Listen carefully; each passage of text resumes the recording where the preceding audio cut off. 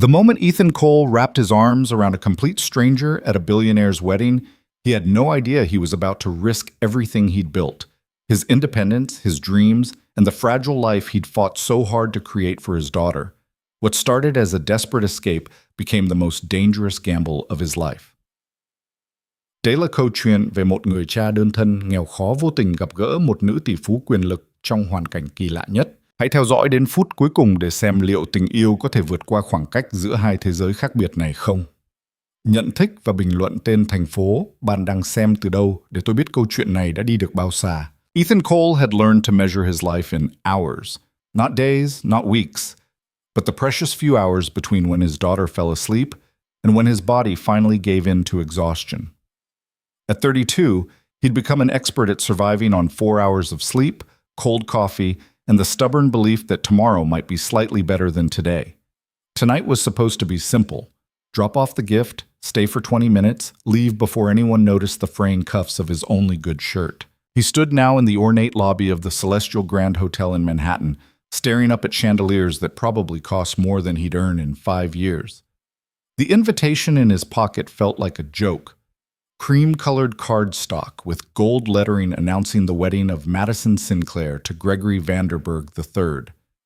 Madison, who'd been his friend back when they were both broke college students surviving on ramen and ambition. Madison, who'd taken a very different path after graduation. Ethan adjusted his tie for the third time, trying not to think about how the security guard at the entrance had looked him up and down with barely concealed suspicion before checking the guest list twice.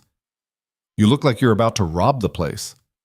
Ethan turned to find an older gentleman in a tuxedo that fit like it had been painted on, holding 2 glasses of champagne. The man's eyes twinkled with amusement rather than judgment. That obvious? Ethan managed to smile. Only to someone who's felt the same way. First time at one of these circuses? The man handed him a glass. Drink. It helps. Ethan accepted it, though he had no intention of drinking. He couldn't afford to relax, couldn't afford to stay long enough to need liquid courage. Thanks. I'm just here to congratulate an old friend. Ah, the bride or the groom? Madison. We went to college together. The man's expression shifted slightly, a flicker of something Ethan couldn't quite read. Well then, you'd better get up there. Ballroom's on the 3rd floor. Fair warning, though, it's a different world up there. Ethan nodded, handed back the untouched champagne, and headed for the elevator. As the doors closed, he caught his reflection in the polished brass. Dark circles under his eyes, slight stubble because his razor had finally given up that morning, jacket that hadn't quite fit right, even when he'd bought it at the thrift store 3 years ago. He looked exactly like what he was, a man who didn't belong here. The elevator doors opened onto a hallway lined with white roses and soft golden light. He could hear music, laughter, the gentle roar of wealth at play.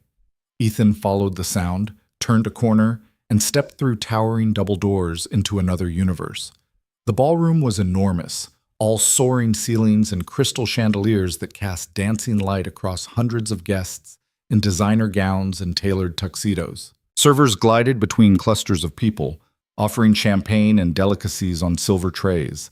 A string quartet played near a dance floor where couples moved with the kind of grace that came from cotillion lessons and country club memberships.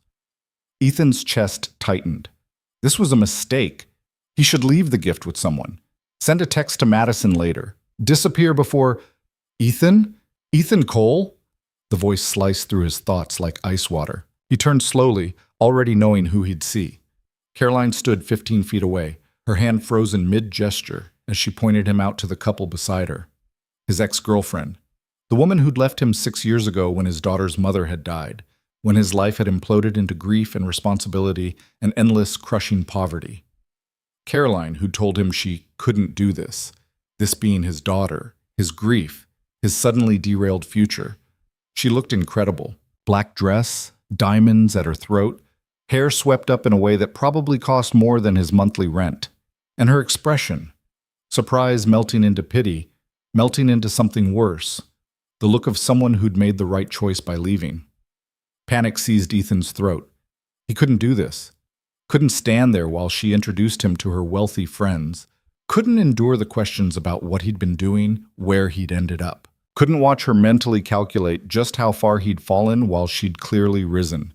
His eyes swept the ballroom frantically, looking for any exit, any escape route that wouldn't require walking past her.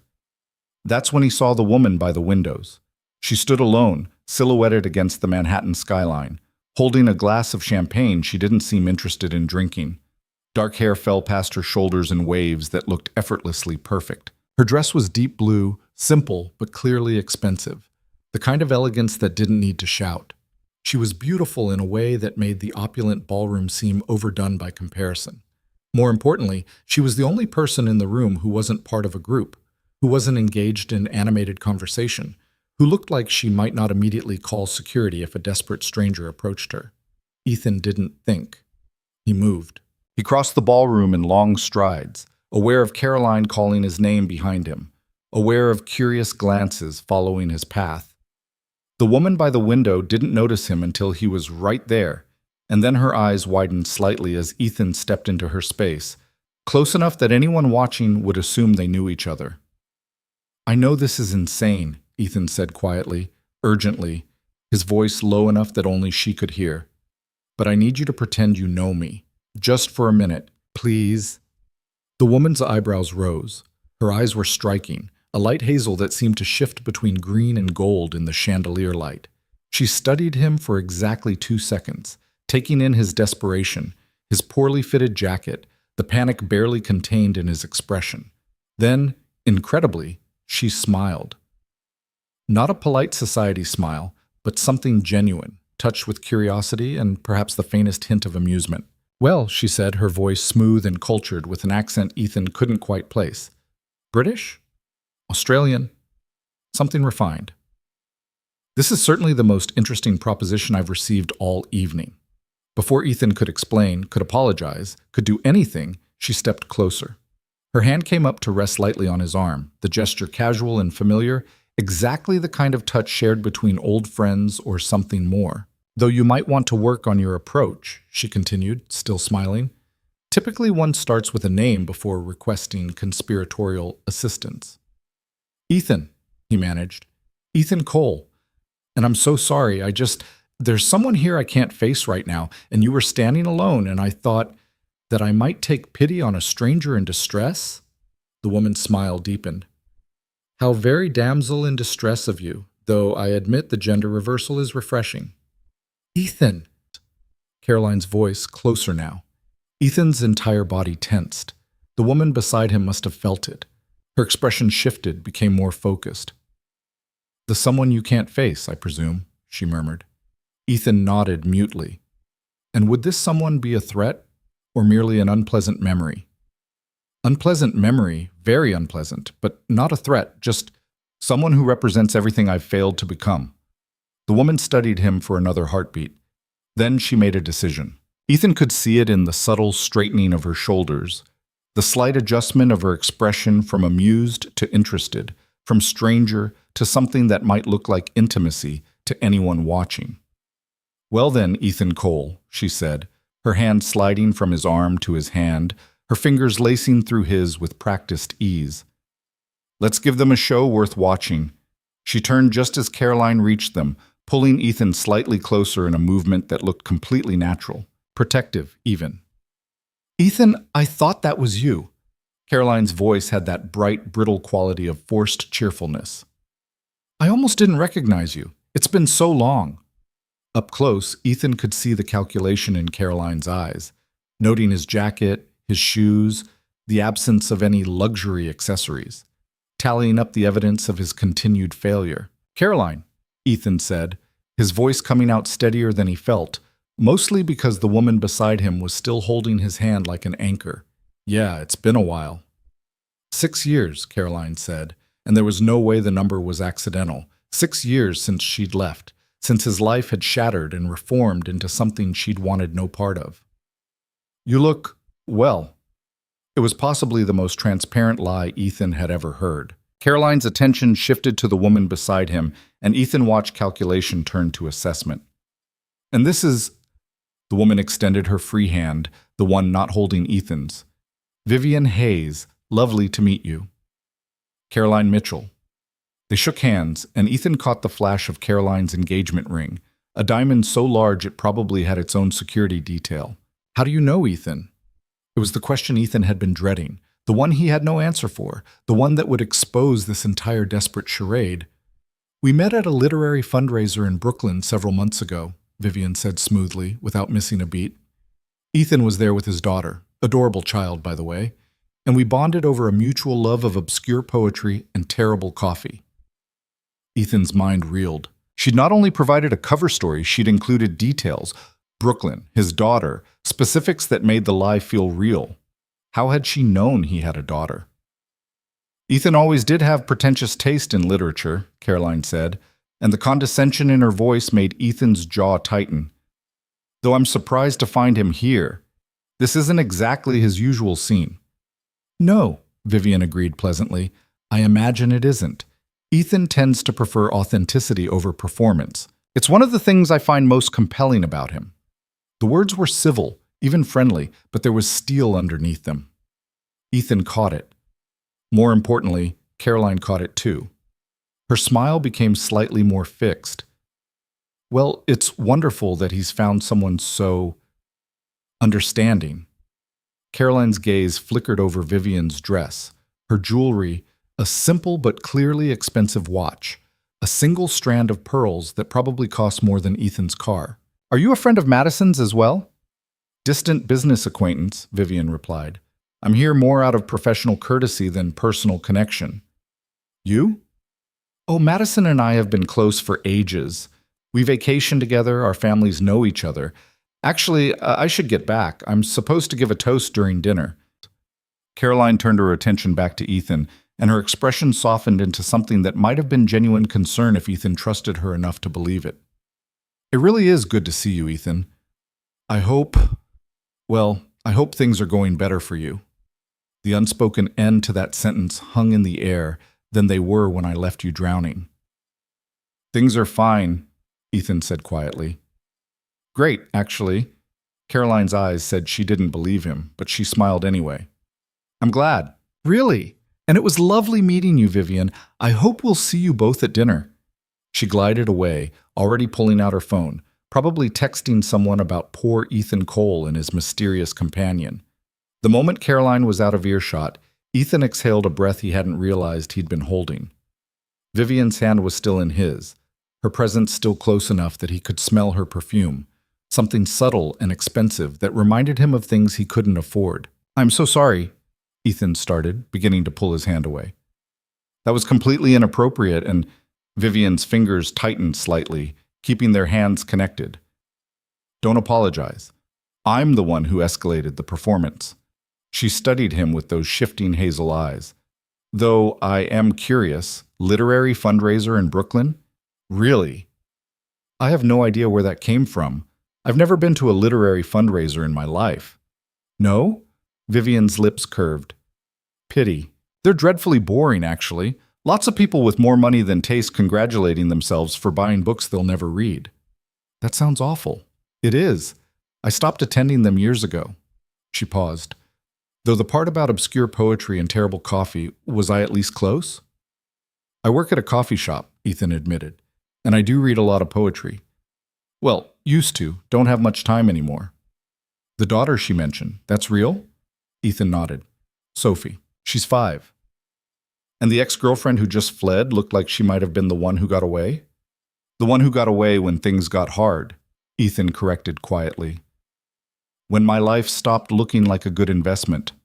Vivian was quiet for a moment, still holding his hand, still standing close enough that anyone watching would think they were together. The ballroom hummed around them, conversation, laughter, the gentle clink of expensive crystal. Well, she said finally, she's an idiot.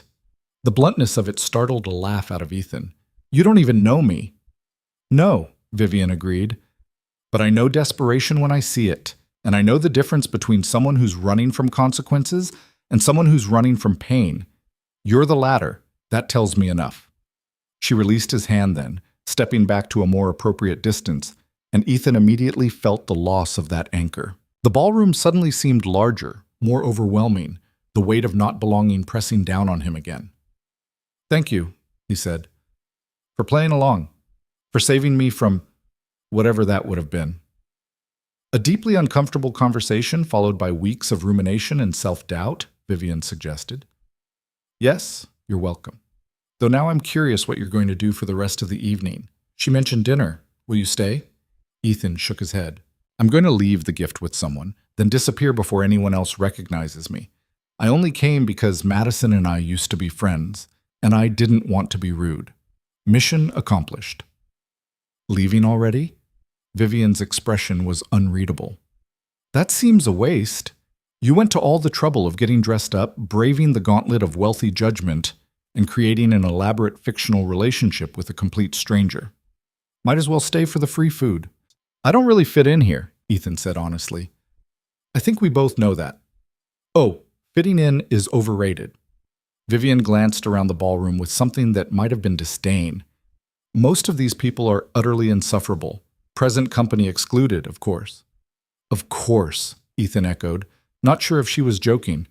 Have you eaten today? The question caught him off guard. What? Food. Have you consumed any? Vivian's gaze was direct, assessing. You have that slightly hollow look of someone running on caffeine and stress. Ethan thought about the protein bar he'd grabbed at 6 a.m., the coffee at 2 p.m. Not really, no. Then you should definitely stay for dinner. The food at these things is usually the only redeeming quality. She paused.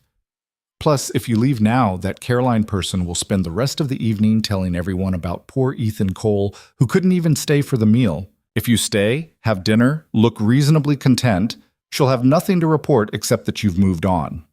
It was a compelling argument, more compelling than it should have been. I don't know anyone here except Madison, and she'll be busy, Ethan said. I'd be sitting alone. You could sit with me. The offer hung in the air between them. Ethan studied Vivian's face, looking for the catch, the pity, the condescension he'd learned to expect from people in places like this. He found none of it. Why would you do that? He asked. You don't know me. You already helped me escape an awkward situation. You don't owe me anything. No, Vivian agreed, but you've already made this evening far more interesting than it would have been otherwise, and I'm curious. About what? About you. She said it simply, like it was obvious. About what brings a man to a wedding he clearly doesn't want to attend, wearing a jacket that doesn't quite fit, looking like he'd rather be anywhere else. About what made him desperate enough to grab a stranger for protection. About the daughter waiting at home and the ex-girlfriend who made such a spectacular mistake.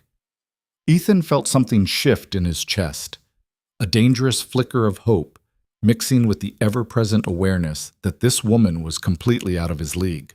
That sounds like a depressing story. The best ones usually are. Vivian's smile was genuine. So, will you stay or will you flee into the night and leave me to suffer through rubber chicken and tedious speeches alone? Ethan knew he should leave. Should stick to the plan, drop off the gift, get back to Brooklyn where he belonged. He had to relieve the babysitter soon anyway, Mrs. Chen from downstairs who was watching Sophie and probably already wondering when he'd be home. But something in Vivian's expression, in the unexpected kindness of a stranger who'd already saved him once tonight, made him hesitate. If I stay, he said carefully, I need to leave by 9. I have a babysitter who needs to get home. Perfectly reasonable. Dinner service should be done by 8:30. And I need to drop off a gift for Madison first. Of course. And if this turns weird, or if I'm keeping you from people you actually want to talk to, you have to promise to tell me so I can disappear. Vivian's smile widened. Deal. Though I should warn you, my tolerance for tedious conversation is remarkably low. You'd have to work quite hard to bore me more than the average guest here. Despite everything, the stress, the exhaustion, the overwhelming sense of not belonging, Ethan found himself smiling back. Okay, yes, I'll stay for dinner. Excellent. Vivian glanced toward the crowd. Now, let's find whoever's collecting gifts so you can fulfill your social obligation, and we can claim our table before we end up seated next to someone's insufferable cousin who wants to explain cryptocurrency. They moved through the ballroom together, Vivian navigating the space with the ease of someone completely comfortable in her own skin. People glanced at them, and Ethan couldn't tell if they were looking at him or her or the unexpected pairing they made. The gift table was near the entrance, already overflowing with elaborately wrapped boxes and envelopes that probably contained checks with too many zeros. Ethan pulled his own offering from his jacket pocket, a small box containing a vintage compass he'd found at an estate sale, something Madison had mentioned wanting years ago when they'd talked about travel dreams and future adventures. "That's lovely," Vivian said, catching a glimpse of the compass before Ethan set it down. "Much more thoughtful than most of the gifts here." "How do you know? You haven't seen the other gifts." "I've been to enough of these weddings. It's always the same: crystal vases, expensive wine, donation receipts to charities the couple doesn't care about. Something with actual meaning stands out." Ethan looked at her curiously. "You go to a lot of weddings?" "More than I'd like," Vivian admitted. "Occupational hazard, lots of business associates, professional connections, people who invite you because you're supposed to be there rather than because they actually want you there." "That sounds lonely." Something flickered across Vivian's face, surprise maybe at being read so accurately. "Sometimes it is, but that's the price of certain kinds of success, I suppose. Lots of acquaintances, fewer actual friends."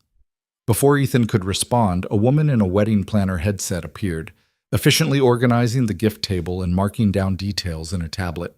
Ethan gave Madison's name, mentioned they'd been friends in college, and received a practiced smile in return. As they turned away from the table, Vivian touched his arm lightly. "The seating chart is over there. Let's see where fate has placed us." The seating chart was displayed on an enormous board covered in calligraphy so elaborate it was almost illegible. Vivian found her name quickly, Table 7, apparently reserved for distinguished business associates. Her expression suggested she found the designation amusing. Ethan searched for his own name, scanning through the alphabetically arranged cards until he found it. Table 14K. Friends from college and other. "Other," Vivian read over his shoulder. How wonderfully vague and slightly insulting. "Story of my life," Ethan murmured.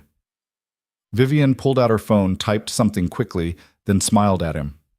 "There, problem solved." "What did you do?" "Texted Madison's wedding planner. You're at table 7 now."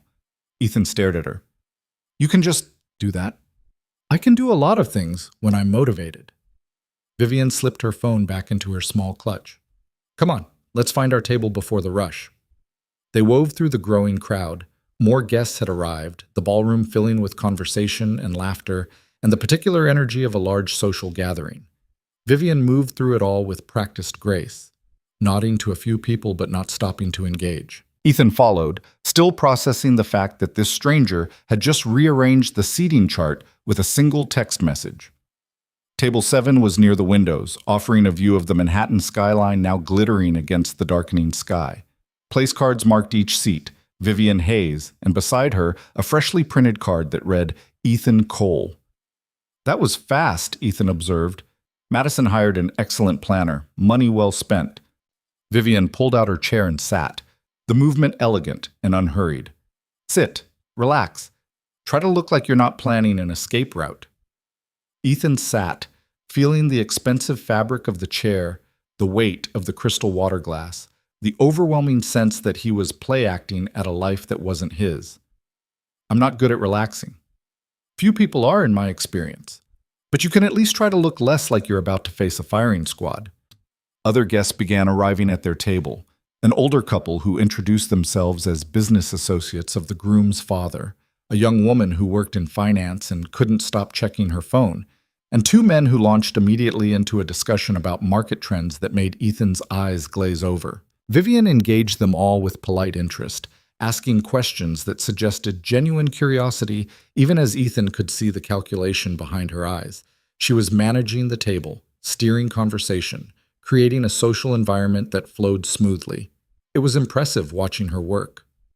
When attention briefly turned to Ethan, what did he do? How did he know the bride? He kept his answers short and vague. "I work in coffee service. Madison and I went to college together." He didn't mention the struggling alone, the endless shifts. The way his dreams had been postponed so long, they felt more like fairy tales than possibilities. But Vivian, sitting beside him, filled in the gaps with that same effortless charm she'd displayed earlier. "Ethan's being modest. He's one of those rare people who actually reads for pleasure. Last time we talked, he was explaining the metaphorical significance of weather patterns in 19th century British literature. It was complete fabrication, delivered with such conviction that the finance woman actually looked impressed. Ethan shot Vivian a look that she met with an innocent smile. Dinner service began. Vivian had been right. The food was exceptional, course after course of culinary art that Ethan tried to appreciate despite the knot of anxiety in his stomach. He ate slowly, hyper-aware of which fork to use, copying Vivian's movements when he wasn't sure. Between courses, as the table engaged in fragmented conversations, Vivian leaned slightly toward him. "You're doing fine," she murmured, quiet enough that only he could hear. "I feel like an imposter." Everyone here is an imposter in some way. The trick is convincing yourself you belong long enough that others believe it too. Does that work for you? Vivian was quiet for a moment. Sometimes, not always. Before Ethan could ask what she meant, Caroline's voice rang out from the front of the room. She stood at the microphone, champagne glass in hand, launching into a toast about Madison and true love and fairy tale endings. Her words were polished, practiced, the kind of speech that sounded heartfelt but felt rehearsed. Ethan watched, remembering the Caroline he'd known in college. Ambitious, driven, but also genuinely funny and kind before success had transformed her into this gleaming, distant version. Or maybe he'd just never seen who she really was beneath the surface. When Caroline's eyes swept the room during her toast, they caught on Ethan's table. On him, sitting beside Vivian. Something flickered across her face. Surprise? Annoyance? Then it was gone, replaced by her public smile as she concluded the toast to applause. "She's still watching you," Vivian observed quietly. "Great. No, it's perfect. She's wondering how you ended up at the business associates table, wondering who I am, why I'd be interested in you. You've created a mystery, and people like her can't resist a mystery. I didn't mean to create anything. I just didn't want to talk to her. And yet you've accomplished far more than avoidance. You've suggested you've moved on, moved up, become someone worth knowing." Vivian's smile was slight but satisfied. Whether it's true or not is irrelevant. Perception is everything at events like this. Ethan thought about his real life, the cramped apartment in Brooklyn, the tips jar he relied on to make rent, Sophie's worn sneakers that he kept meaning to replace. The perception is pretty far from reality. Reality is overrated anyway. The evening continued, more speeches, more courses, the gradual transition from formal dinner to dancing and celebration. Ethan checked his watch, 8:15. He should leave soon, get back to Sophie, return to the life that actually belonged to him. But then the music shifted, strings giving way to something softer, and couples began moving to the dance floor. Vivian watched them with an expression Ethan couldn't quite read. "Do you dance?" she asked suddenly. "Not well. Not at all, actually." "Perfect. Neither do half the people out there." She stood, extended her hand. "One dance. Then you can flee back to Brooklyn with your conscience clear and your daughter safely retrieved." Ethan stared at her hand. "You don't have to." "I know I don't have to. I'm choosing to. There's a difference." Her hazel eyes caught the light. "Besides, if we're going to maintain the fiction of being involved, we should probably seal it with at least one dance. Otherwise, Caroline over there will remain suspicious." It was the excuse Ethan needed to take her hand, to let her lead him to the dance floor, to step into the space of swaying couples, and try not to embarrass himself completely. Vivian's hand settled on his shoulder, his on her waist, their other hands joined in the traditional frame. This close, Ethan could see the fine details he'd missed before, the slight laugh lines at the corners of her eyes, the tiny scar on her chin, the way her hair was actually a dozen shades of brown and gold under the chandelier light. "You're thinking too hard," Vivian murmured as they began to move. "Dancing is just walking to music." "I'm terrible at walking." "Liar, I've seen you walk. You do it quite competently." Despite himself, Ethan smiled. They moved together, and while he was certainly no expert, Vivian made it easy, leading subtly, compensating when he stumbled, creating the illusion that he knew what he was doing. "Can I ask you something?" Ethan said after a moment. "You can ask. I may not answer." "Why did you really help me tonight?" "The truth, not the interesting evening excuse." Vivian considered the question, her gaze focused somewhere past his shoulder. I was standing by those windows thinking about leaving, thinking about how tired I am of events like this, of playing a role, of being surrounded by hundreds of people and feeling completely alone. And then you appeared, desperate and honest and completely out of place, asking for help from a stranger because you had no other options. She met his eyes. It felt like the first real moment I'd had in months. So I helped. And then I kept helping because you're interesting, and interesting is in desperately short supply in my world. The honesty of it took Ethan's breath away. I'm not that interesting. I'm just tired and poor and trying to keep my daughter fed. That's infinitely more interesting than most people here can claim. Vivian's expression was serious now, no trace of the practiced social smile. You have something to fight for. That makes you real. They danced in silence for a moment, the music flowing around them, other couples moving in their peripheral vision. Ethan was aware of Caroline watching from her table, of other eyes tracking their movement, but it all felt distant and unimportant compared to this strange, unexpected connection. I need to know your name, Ethan said quietly. Vivian's eyebrows rose. I told you my name. Vivian Hayes. Your real name. In case this is all some elaborate dream, and I wake up tomorrow wondering if you actually existed. Something shifted in Vivian's expression, amusement mixing with something deeper. That is my real name. Vivian Elizabeth Hayes. Born in London, raised in New York, currently residing in a penthouse I rarely see because I'm always working. Is that real enough for you? What do you do? For work? Something incredibly boring that involves a lot of meetings and very little actual satisfaction. She paused. But tonight, for the duration of this dance, I'm just someone who helped a stranger at a wedding. Can that be enough? Ethan understood what she was asking. To exist in this moment without the weight of their real lives, without the context that would only highlight how impossible this connection was. Yes, that can be enough. The song ended, transitioning into something faster, more energetic. Couples around them shifted, some leaving the floor, others embracing the new rhythm. Vivian stepped back, breaking their frame, but not quite letting go of his hand. You should probably go, she said. Your babysitter will be wondering. Yeah. Ethan checked his watch, 8:40. I really should. They stood there, hands still loosely connected, neither quite ready to sever whatever this was. Around them, the wedding continued, laughter and music and celebration swirling through the glittering ballroom. Thank you, Ethan said finally, for everything tonight, for saving me from Caroline for dinner, for the dance, for making me feel like maybe I wasn't completely crazy for coming here. You're welcome. Vivian's smile was soft, genuine. And Ethan? You weren't crazy for coming. You were brave. There's a difference. She released his hand then, stepping back fully, and Ethan felt the moment ending, reality reasserting itself. He nodded, not trusting himself to speak again, and turned toward the exit. He made it halfway across the ballroom before Vivian's voice called out behind him. Ethan, wait! He turned. She was there, having followed him, and in her hand was a business card, simple, elegant, with just a name and phone number. In case you ever need someone to rescue you from another wedding, she said, pressing the card into his palm. Or if you want to continue the conversation when we're not surrounded by people who wouldn't understand it anyway.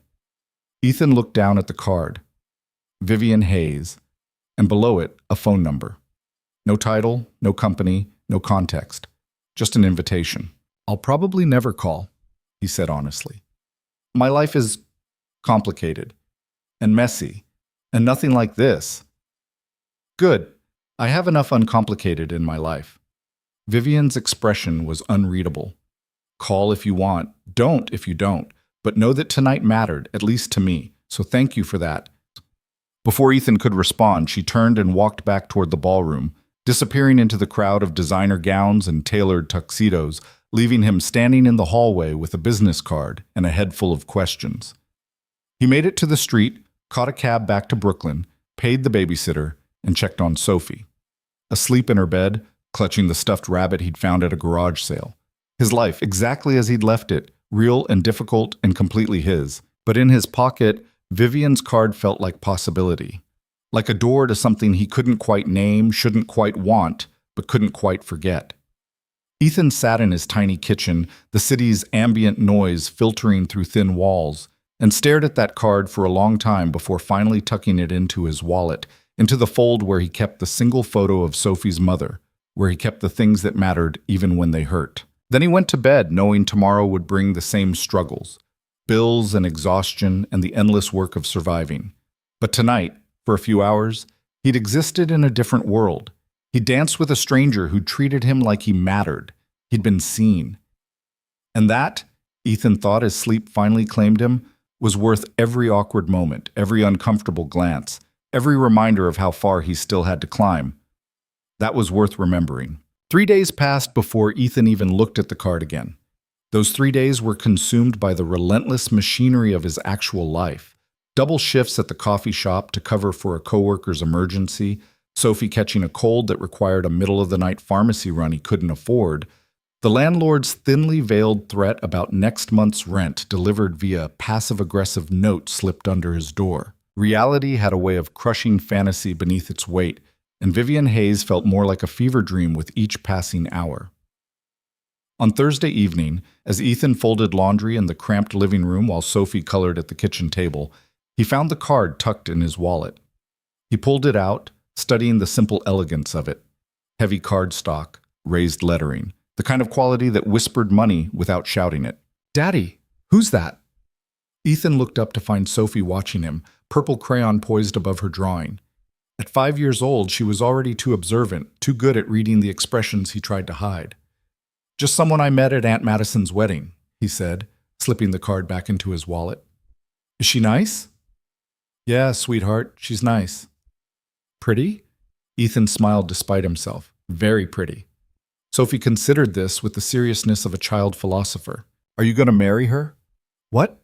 No, Sophie, I barely know her." "But you said she's nice and pretty. That's what princes do in stories. They meet nice, pretty ladies and marry them." "Real life doesn't work like fairy tales, Bug." Ethan returned to folding, trying to ignore the card burning a hole in his wallet. "In real life, people like me don't end up with people like her." "Why not?" "Because she lives in a penthouse, and I live in a fourth-floor walk-up with radiators that only work half the time. Because her business card probably costs more than my entire wardrobe. Because I'm a 32-year-old single father working a dead-end job with dreams I've deferred so long they're practically fossils. Because we're from different worlds," Ethan said instead. Sophie wrinkled her nose, unimpressed by this logic. "That's dumb. Miss Rosa says people are just people." Miss Rosa was Sophie's kindergarten teacher, a woman Ethan had met exactly twice and already respected immensely for her patience and wisdom. "Miss Rosa is very smart. So you should call the nice pretty lady." "I don't think so, Bug." "Why? Are you scared?"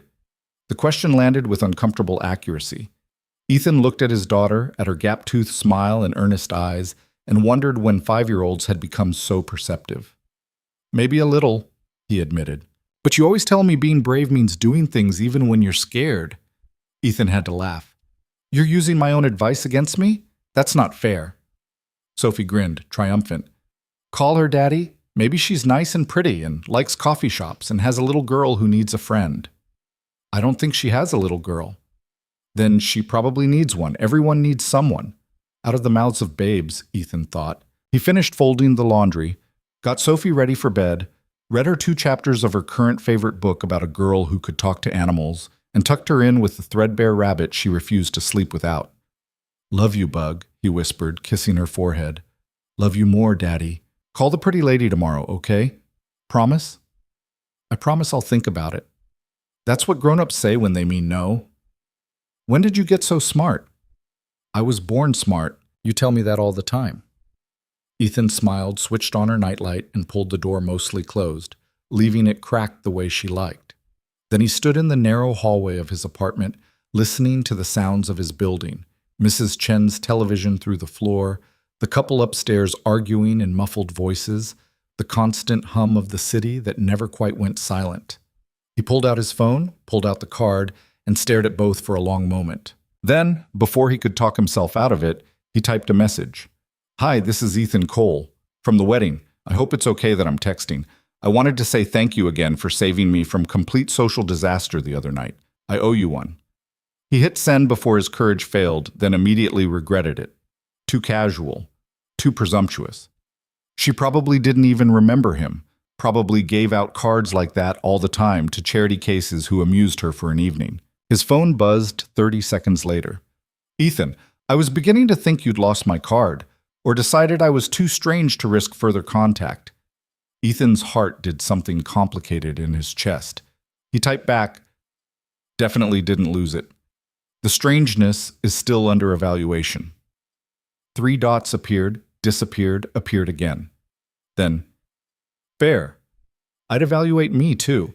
Are you free Saturday afternoon? There's a bookstore in Brooklyn I've been meaning to visit. Thought you might know it. Prospect Books on 7th Avenue?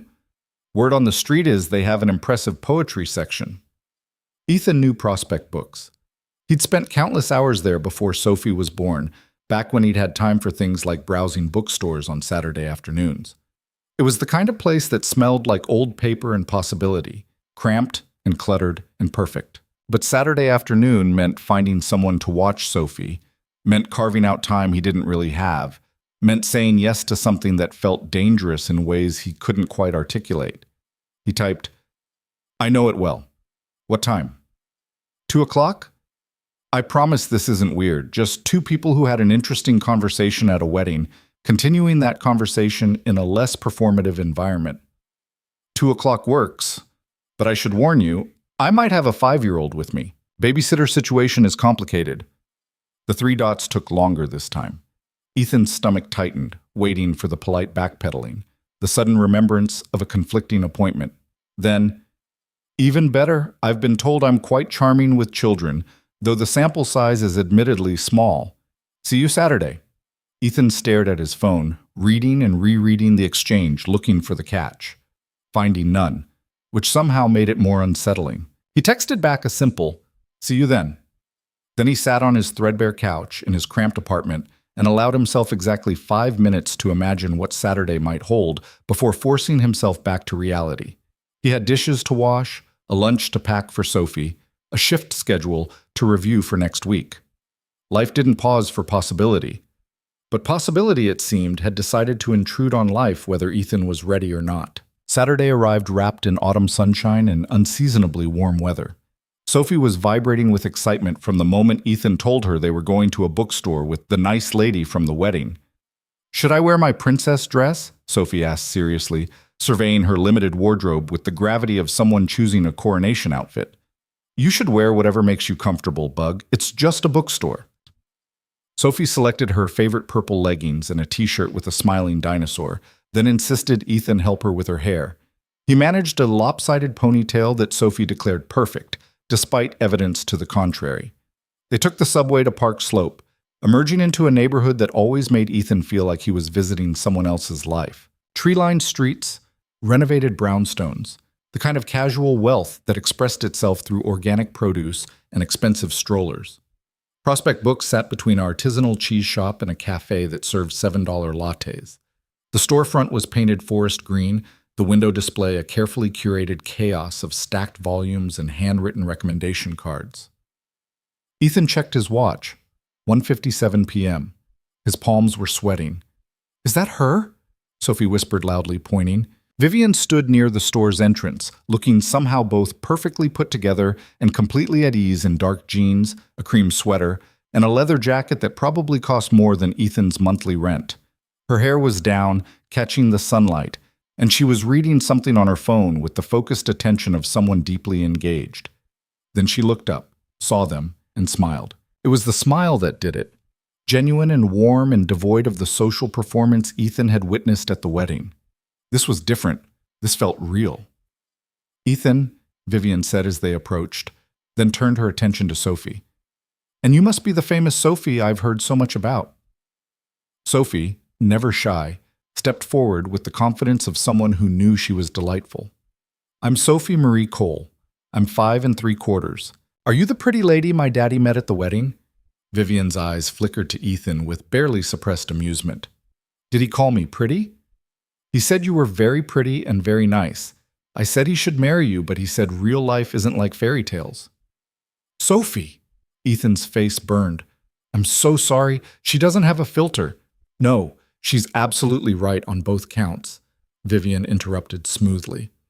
I am pretty and nice, and real life is definitely not like fairy tales. Though sometimes it has its moments. She crouched down to Sophie's level. I like your dinosaur shirt. Is that a Tyrannosaurus Rex? Sophie lit up. Yes, his name is Rexy, and he's the king of dinosaurs. Do you like dinosaurs? I do, though I'm partial to velociraptors myself. Clever girls, very strategic. They hunt in packs, Sophie exclaimed, delighted to find a fellow enthusiast. Can we go inside? Daddy says they have a really good kids section. That's exactly what I've heard. Shall we? Vivian straightened, meeting Ethan's eyes over Sophie's head. Is this okay? I wasn't sure if bringing up the bookstore invitation was presumptuous. It's perfect, Ethan said, meaning it. Though I should warn you, once Sophie gets into a bookstore, extracting her is nearly impossible. Sounds like someone else I know, Vivian said pointedly, then pushed open the door. The interior of Prospect Books was exactly as Ethan remembered. Floor-to-ceiling shelves crammed with books, narrow aisles that demanded single-file navigation, the pleasant mustiness of old paper and binding glue. A calico cat dozed on the front counter, and soft jazz played from hidden speakers. Sophie made a beeline for the children's section, marked by a hand-painted sign featuring a dragon reading a book. Ethan started to follow, but Vivian touched his arm lightly. She'll be fine.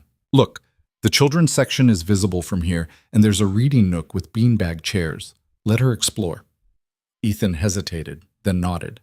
Sophie was already pulling books from shelves with the systematic thoroughness of a researcher, completely absorbed. He could watch her from anywhere in the small store. So, Vivian said, moving toward the poetry section with the ease of someone who knew exactly where she was going. Tell me what I should read. You want poetry recommendations from me? You allegedly bonded with me over obscure poetry at a fictional literary fundraiser. Might as well make the lie partially true. Ethan found himself smiling despite his nervousness. Okay, what do you normally read? Contracts, mostly. Financial reports. Emails that could have been meetings, and meetings that should have been emails. Vivian ran her fingers along the spines of books, her touch gentle. I used to read for pleasure. Haven't had time in years. Then you need Mary Oliver, Ethan said, pulling a worn collection from the shelf. She writes about nature and attention and the small sacred moments we usually miss. It's the kind of poetry you can read in 5-minute increments between the chaos. Vivian took the book, opened it to a random page, and read silently. Ethan watched her face, trying to gauge her reaction. This is beautiful, she said quietly. Listen to this. Tell me, what is it you plan to do with your one wild and precious life? That's from The Summer Day. It's probably her most famous poem. What do you plan to do, Ethan? Vivian looked up from the page. With your one wild and precious life? The question should have felt invasive, too personal for a second meeting. Instead, it felt like an invitation to honesty. Survive it mostly, Ethan said. Make sure Sophie has better options than I did. Maybe someday, if I can save enough, open a small bookstore cafe. Somewhere people can come and feel less alone. He paused. That probably sounds ridiculous. It sounds like the sanest thing I've heard in months. Vivian closed the book carefully. What's stopping you? Money, time, reality, the usual obstacles. What if those obstacles weren't there? What if you could start tomorrow? What would it look like? Ethan let himself imagine it. The dream he'd carried for so long it had worn grooves in his mind. Small storefront, probably in Brooklyn. Good lighting, comfortable chairs, a coffee bar serving actual good coffee, not the burnt stuff most cafes serve. Shelves organized by feeling rather than genre. Books about longing, books about hope, books about survival. A kid's corner where Sophie could do homework and parents could actually relax.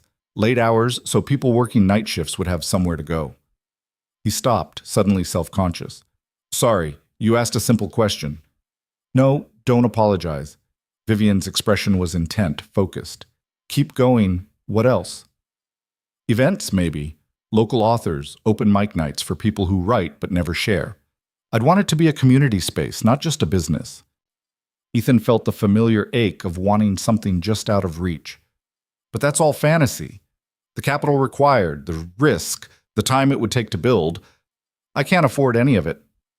Not yet, Vivian said. Probably not ever. You don't know that. I know my bank account. Vivian studied him for a long moment, something working behind her eyes that Ethan couldn't read.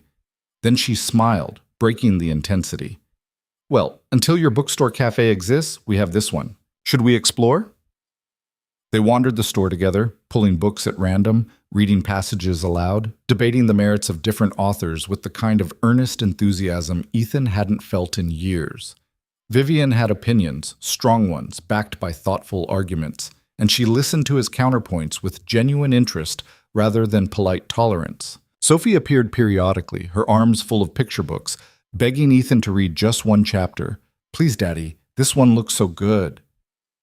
Ethan settled into one of the beanbag chairs. Sophie curled against his side and read about brave mice and magical forests while Vivian browsed nearby, occasionally glancing over with an expression Ethan couldn't quite name. Your daughter adores you, Vivian said when Sophie had returned to her explorations. She's the best thing I ever did, Ethan replied simply. The only thing I haven't completely messed up. I doubt that's true. You don't know me well enough to doubt it. Maybe not. But I know desperation, and I know resignation, and what I see in you is neither of those things. What I see is someone fighting. That's not the same as messing up. Before Ethan could respond, Sophie appeared again, this time dragging a woman by the hand, the bookstore owner from the look of her name tag. Daddy, Miss Corinne says they have a special reading corner upstairs with pillows and everything. Can I go, please? Corinne smiled apologetically. I promise it's perfectly safe. I'll be right there working on inventory, and there's another little girl up there already. I think they're about the same age. Ethan looked at Sophie's hopeful face, at the bookstore owner's kind expression, and felt the familiar tension between caution and allowing his daughter to experience the world. Okay, but you stay where Miss Corinne can see you, and you come down immediately if I call. Deal? Deal! Sophie was already halfway to the stairs. I'll keep an eye on her, Corinne promised, following Sophie up. And then it was just Ethan and Vivian in the poetry section of a quiet Brooklyn bookstore, the afternoon light slanting through the windows, jazz playing softly in the background. She trusts you, Vivian observed. Who, Sophie? Yes, completely and absolutely. That's rare. I'm all she has. She doesn't have much choice. Children always have a choice about who they trust. They're better judges of character than adults, actually, less willing to ignore red flags for the sake of politeness. Ethan leaned against the bookshelf, studying Vivian in the golden light. Can I ask you something? Always. Why are you here? Really? You could be anywhere on a Saturday afternoon, doing whatever wealthy, successful people do. Instead, you're in a used bookstore in Brooklyn with a guy who can barely afford the books he's looking at and his 5-year-old daughter. Vivian was quiet for a moment, her fingers tracing the spine of the Mary Oliver collection she still held. Do you want the polite answer or the honest one? Always honest. I'm here because I'm tired, Vivian said simply. Tired of performing, tired of people who only see my portfolio instead of my personality. Tired of conversations that feel like chess matches where everyone's calculating their next move. She met his eyes. At that wedding, you asked me for help because you were desperate, and I was there. You didn't know who I was, didn't care about what I could do for you. And when I helped, you didn't see it as an opportunity to leverage. You saw it as kindness from a stranger. Do you know how rare that is in my world? I'm sure plenty of people are kind to you. Plenty of people are strategic around me. Kind is different. Vivian set the book down carefully. And then we had dinner, and you danced with me like you were terrified but doing it anyway. And you left without asking for my number or trying to extend the evening into something transactional. You just thanked me and left. Like I was a person who'd done you a favor, not a resource to be mined. I didn't think you'd want to hear from me again. And yet, here we are. Vivian's smile was soft. I gave you my number because I wanted to know what would happen if I met someone outside the usual circuits. Someone real. Someone fighting for something that mattered instead of accumulating things that don't. The honesty of it settled between them, heavy and fragile at once. I'm not some noble, struggling hero, Ethan said quietly. I'm just trying not to drown. Most heroes are. That's what makes them heroes. You give me too much credit, and you don't give yourself enough. Vivian pulled another book from the shelf, a collection of Pablo Neruda. Here, this one's for you. Consider it payment for the poetry recommendation. Vivian, I can't. You can. You will. Because I want to give you something, and you're going to let me because sometimes accepting kindness is braver than refusing it. Ethan took the book, feeling the weight of it, the implication. Thank you. You're welcome. Now, should we collect your daughter before she convinces Miss Corinne to let her live in the reading corner permanently? They found Sophie upstairs, deep in animated conversation with another little girl about which Disney princess was objectively the best. The debate was passionate, well-reasoned, and showed no signs of resolution. Sophie, we should probably head out soon, Ethan called up. But Daddy, we haven't decided about Moana yet. Moana is clearly the best because she's a navigator and she doesn't need a prince, the other girl declared with absolute certainty. I like Moana, Sophie agreed. But what about Merida? She has a bow and arrow and she doesn't want to get married at all. Ethan exchanged a look with Vivian, who was fighting back laughter. Give them 5 more minutes, Vivian suggested. Important matters of state are being decided. They waited at the bottom of the stairs while Sophie and her new friend negotiated the finer points of animated feminism. Ethan was acutely aware of Vivian beside him, of the easy way she'd fit into his afternoon, into his life with Sophie, into the small moments that made up his actual existence. Can I ask you something now? Vivian said quietly. Fair's fair. Why did you really call me? Or text, rather? After 3 days of silence, what changed? Ethan thought about Sophie's simple logic, about the card in his wallet, about the persistent feeling that some opportunities only came once. My daughter told me I was being dumb, that people are just people and I should stop making excuses. Smart kid. The smartest. She also said everyone needs someone. She's not wrong about that either. Vivian's voice was careful, like she was stepping around something fragile. For the record, I'm glad you texted, even if it took your 5-year-old shaming you into it. Me too, Ethan admitted. Sophie appeared then, bounding down the stairs with an energy that suggested she'd been refueled by literary debate. Can I get this book, please? It's about a girl who goes to space, and I really, really want it. Ethan looked at the price tag, did the mental math of his grocery budget, and nodded. 1 book, Bug. Choose carefully. Sophie clutched her selection, a picture book about an astronaut, and headed for the register. Ethan followed, pulling out his wallet with the resigned efficiency of someone used to stretching dollars. Corinne rang up the purchase, then added the Neruda collection Vivian had selected. This too? That's separate, Ethan started, but Vivian cut him off. Together, please. My treat. Vivian, Ethan, it's 2 books. Let me buy you 2 books. I can pay for my daughter's book. I know you can, but I want to do this. Please.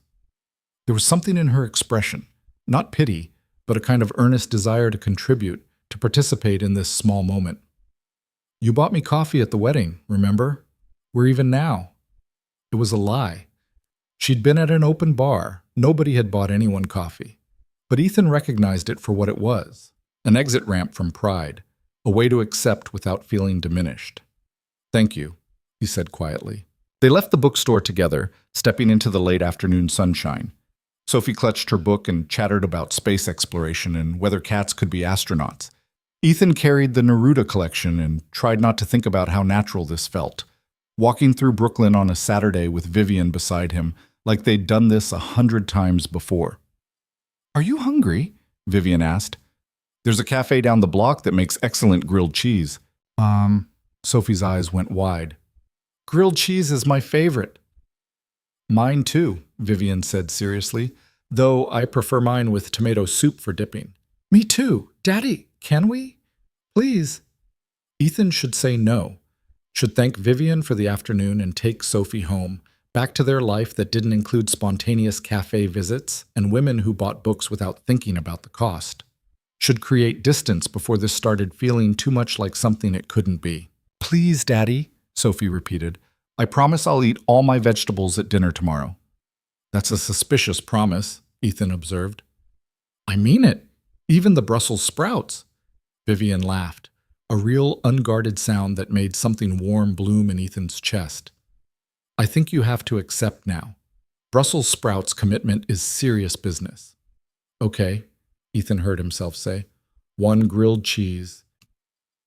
The cafe was small and crowded, filled with the weekend Park Slope crowd, families with strollers, couples on laptops, the pleasant hum of community.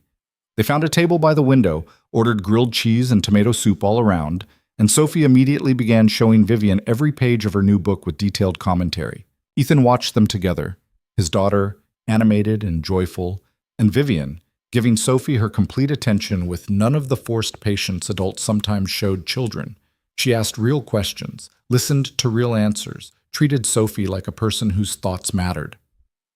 You're good with her, Ethan said when Sophie paused for breath. She's easy to be good with. She's interesting. Vivian looked up from the book. And she has excellent taste in literature. Space exploration at 5 years old? That's impressive. She wants to be an astronaut, or a veterinarian, or a teacher. It changes weekly. She has time to decide. That's the luxury of being 5. The food arrived, and they ate in comfortable silence, punctuated by Sophie's ongoing space commentary. Ethan found himself relaxing in a way he rarely did, the constant vigilance of single parenthood softening into something almost like ease. So, Vivian said, dragging her grilled cheese through soup with the unself-conscious pleasure of someone who genuinely enjoyed eating, tell me about the coffee shop where you work. What's it like? Exactly what you'd expect. Small, perpetually understaffed, frequented by people who take their caffeine very seriously and their tipping not seriously at all. Do you like it? Ethan considered the question honestly. It pays the bills, mostly, and my boss is decent. Lets me bring Sophie in after school sometimes. But like it? No, it's survival, not passion. What would passion look like? The bookstore cafe I'll never open, Ethan said lightly, trying to deflect. But Vivian didn't deflect. Tell me about it. The real version, not the fantasy. If you could start tomorrow, what would you actually do? So Ethan told her about the neighborhood he'd scouted, the storefront that had been vacant for months, the business plan he'd sketched out on napkins during slow shifts. He told her about the kind of community space he wanted to create, about the authors he'd feature, about the coffee sourcing and the reading programs, and the 1,000 small details he'd imagined. And Vivian listened, not with the polite interest of someone humoring a dreamer, but with the focused attention of someone taking notes, asking questions, pushing him to think deeper about logistics and challenges and opportunities. You've really thought this through, she said finally. Too much time, too little else to think about.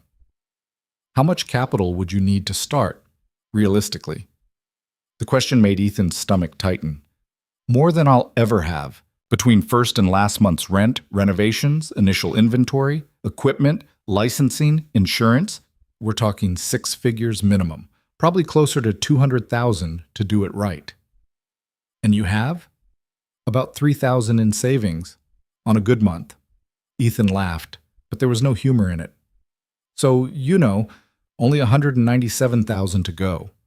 At my current savings rate, I should be ready to open in, let's see, about 30 years. He expected sympathy, maybe pity. Instead, Vivian's expression was thoughtful, calculating. What if someone invested, she asked carefully, in a bookstore cafe in Brooklyn? No investor would touch that. The margins are terrible, the risk is huge, and I have 0 business experience beyond making lattes. What if the investor didn't care about margins? What if they believed in the idea, in you, and wanted to make it happen? Ethan's chest tightened with understanding. Vivian, no. I haven't offered anything yet. You're thinking about it. I can see it on your face, and the answer is no. You don't even know what I was going to say. I know I can't take money from you. I barely know you. This is our second time meeting, and I don't need charity. It wouldn't be charity. It would be an investment. In a guaranteed failure? That's not an investment. That's a donation. Sophie, who'd been absorbed in her book, looked up with sudden concern. Are you fighting? No, Bug, Ethan said quickly. Just talking about boring adult stuff. It sounded like fighting. Your voice got tight, like when you talked to the landlord. Out of the mouths of babes again. Ethan forced his shoulders to relax. I'm sorry, You're right. No fighting. Vivian reached across the table, her hand covering Ethan's briefly. I apologize. I overstepped.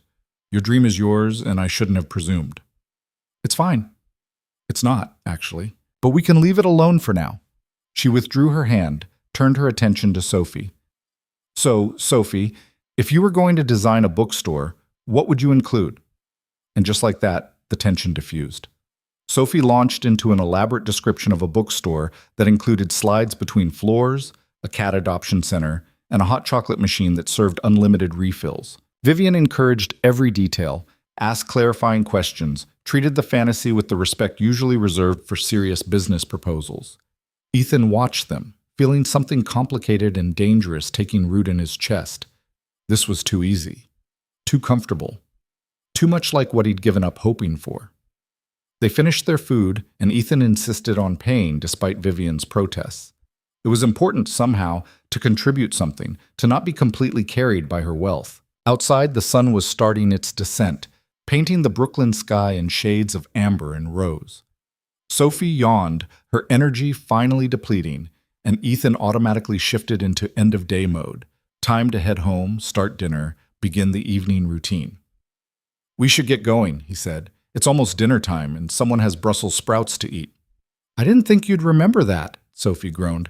I remember everything, Bug, especially promises about vegetables.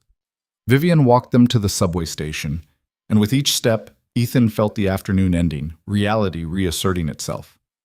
This had been lovely, an unexpected gift of time outside his normal stress. But now it was over, and he needed to return to his actual life. At the station entrance, Vivian crouched down to Sophie's level. It was wonderful meeting you, Sophie. Thank you for sharing your book with me. Will we see you again? Sophie asked with characteristic directness. Vivian's eyes flickered to Ethan, uncertain. Would you like to? Yes. You could come to our apartment and we could read books and I could show you my dinosaur collection. Sophie, Ethan said gently, Vivian's very busy. She probably doesn't have time. I'd love to, Vivian interrupted, if it's okay with your dad. Sophie looked at Ethan with pleading eyes.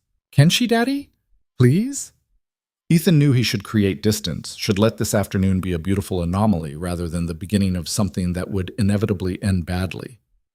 But Sophie was looking at him with such hope, and Vivian was waiting with that careful expression, and he was so tired of saying no to everything. Sure, he heard himself say. Though I should warn you, our place is small, really small, and not exactly Park Slope standards. I don't care about standards, Vivian said simply. I care about people. When works for you. They exchanged numbers, real numbers this time, not just business cards, and made tentative plans for the following weekend. Then Ethan and Sophie descended into the subway, leaving Vivian standing on the Brooklyn sidewalk watching them go. On the train home, Sophie fell asleep against Ethan's side, her new book clutched to her chest. Ethan stared out the window at the passing darkness, at his reflection ghosted in the glass, and tried to understand what was happening. He'd gone to a wedding to drop off a gift. He'd grabbed a stranger in desperation, and somehow, impossibly, that stranger had become someone who bought them books and grilled cheese, who listened to his impossible dreams, who treated his daughter like she mattered. It felt too good to be real, which meant it probably was. But for tonight, on a subway heading back to his cramped apartment and complicated life, Ethan allowed himself to believe. Just for a moment. Just until the train reached his stop and reality resumed. Sophie stirred against him, mumbling something about stars and grilled cheese. Ethan kissed the top of her head and held her closer, grateful for the one perfect thing he'd managed not to mess up. Everything else was uncertain, but Sophie was his, and that was enough. Even if part of him was starting to wonder if maybe, just maybe, enough could become more. The week that followed felt suspended somehow, like Ethan was living two lives simultaneously, the exhausting reality of double shifts and overdue bills, and the strange, glittering possibility of text messages from Vivian that appeared at unexpected moments throughout his days. Tuesday morning, while he was making Sophie's lunch. Question: does Sophie prefer dinosaurs or space themes? Important research for weekend visit. Wednesday afternoon during his break. Found a coffee supplier in Red Hook that sources ethically and roasts in small batches. Thought of your dream cafe. Should I send you their info? Thursday evening after Sophie was asleep. Tell me something true, something you haven't told anyone else. That last message had stopped Ethan cold. He'd stared at his phone for 10 minutes before typing back, "Sometimes I'm terrified that I'm failing Sophie, that working this hard and still barely keeping us afloat makes me a bad father, that she deserves someone who has their life together." Vivian's response came immediately. She has someone who loves her enough to sacrifice everything. That's not failure. That's devotion. The text continued through the week, building a bridge between their different worlds. Vivian shared glimpses of her life, board meetings that ran too long, business dinners where everyone performed instead of connecting, the exhaustion of being constantly on. Ethan shared his Sophie's latest kindergarten artwork, the regular customer who tipped in lottery tickets instead of cash, the small victories of making it through another day.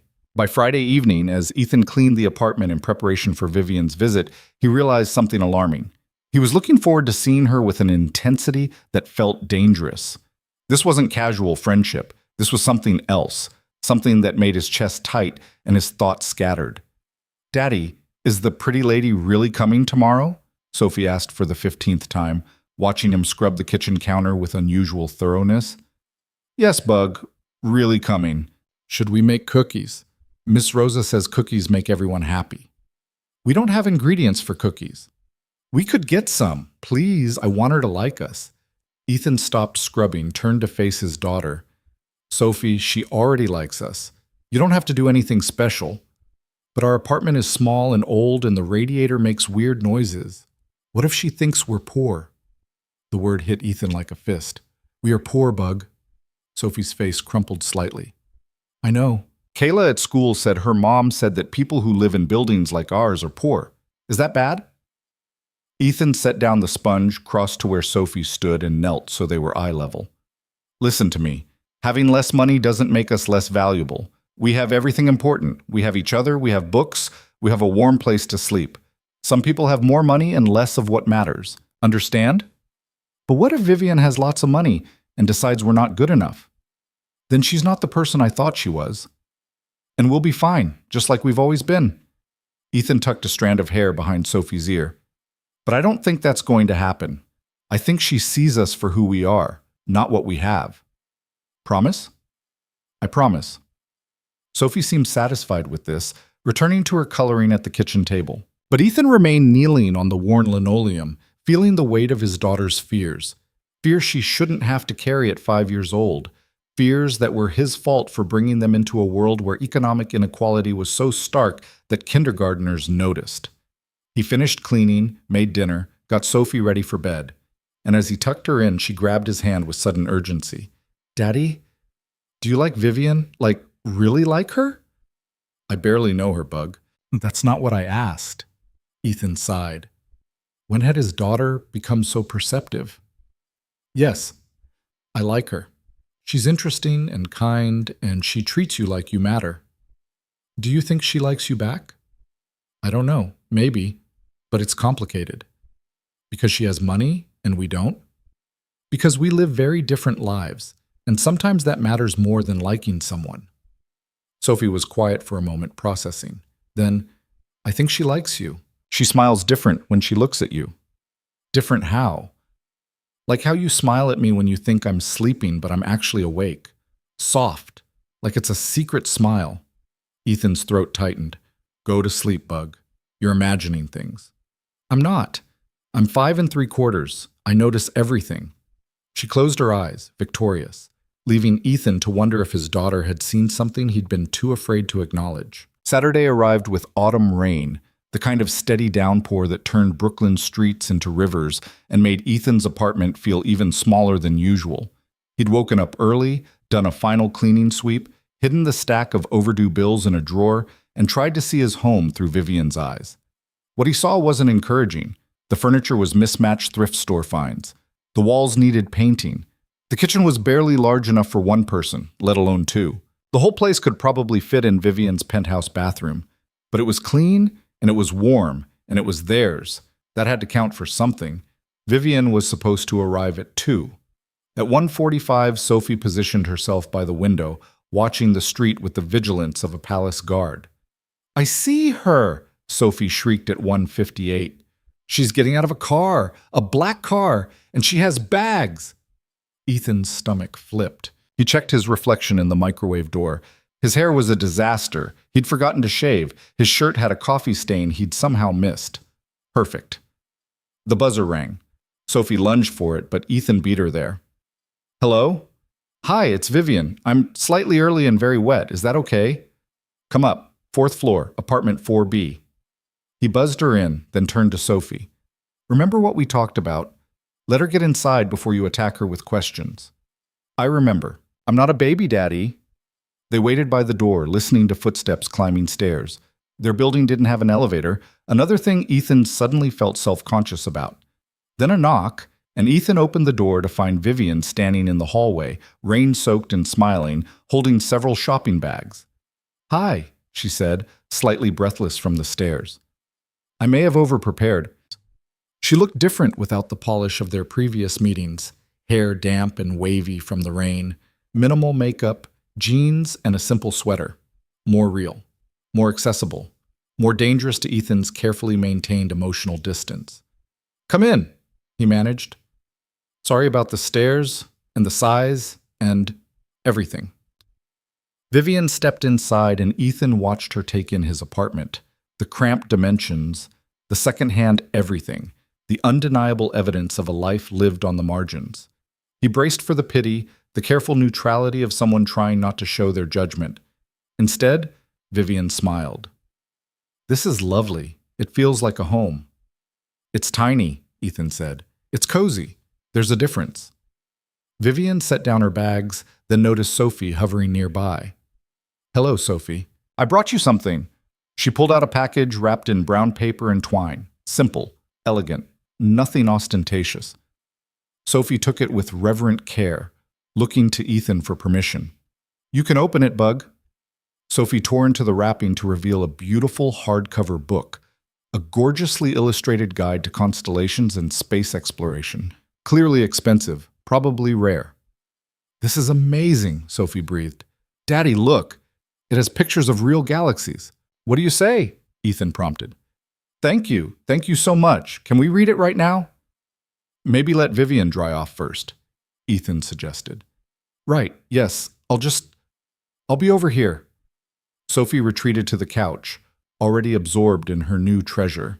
Vivian turned to Ethan, her expression careful. Was that okay?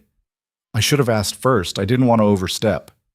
It's perfect. She'll read that thing 1,000 times. Ethan paused. Thank you. You didn't have to. I wanted to. Vivian gestured to the remaining bags. I also brought some things for lunch, if that's okay. I wasn't sure what you had, and I thought, Vivian, you're a guest. You don't bring your own food. I brought ingredients. There's a difference. I thought maybe we could cook together, unless that's presumptuous. Ethan looked at the bags. He could see fresh bread, cheese, vegetables, things he usually couldn't afford. Pride warred with practicality, with the simple truth that cooking with Vivian sounded better than any alternative. Okay, he said finally, but I'm doing the actual cooking. My kitchen, my rules. Vivian's smile was radiant. Deal. They moved to the kitchen, which required careful choreography to avoid constant collision. Vivian unpacked her bags. Ingredients for gourmet grilled cheese and tomato soup, apparently a callback to their cafe meal. Ethan watched her navigate his cramped space, expecting frustration.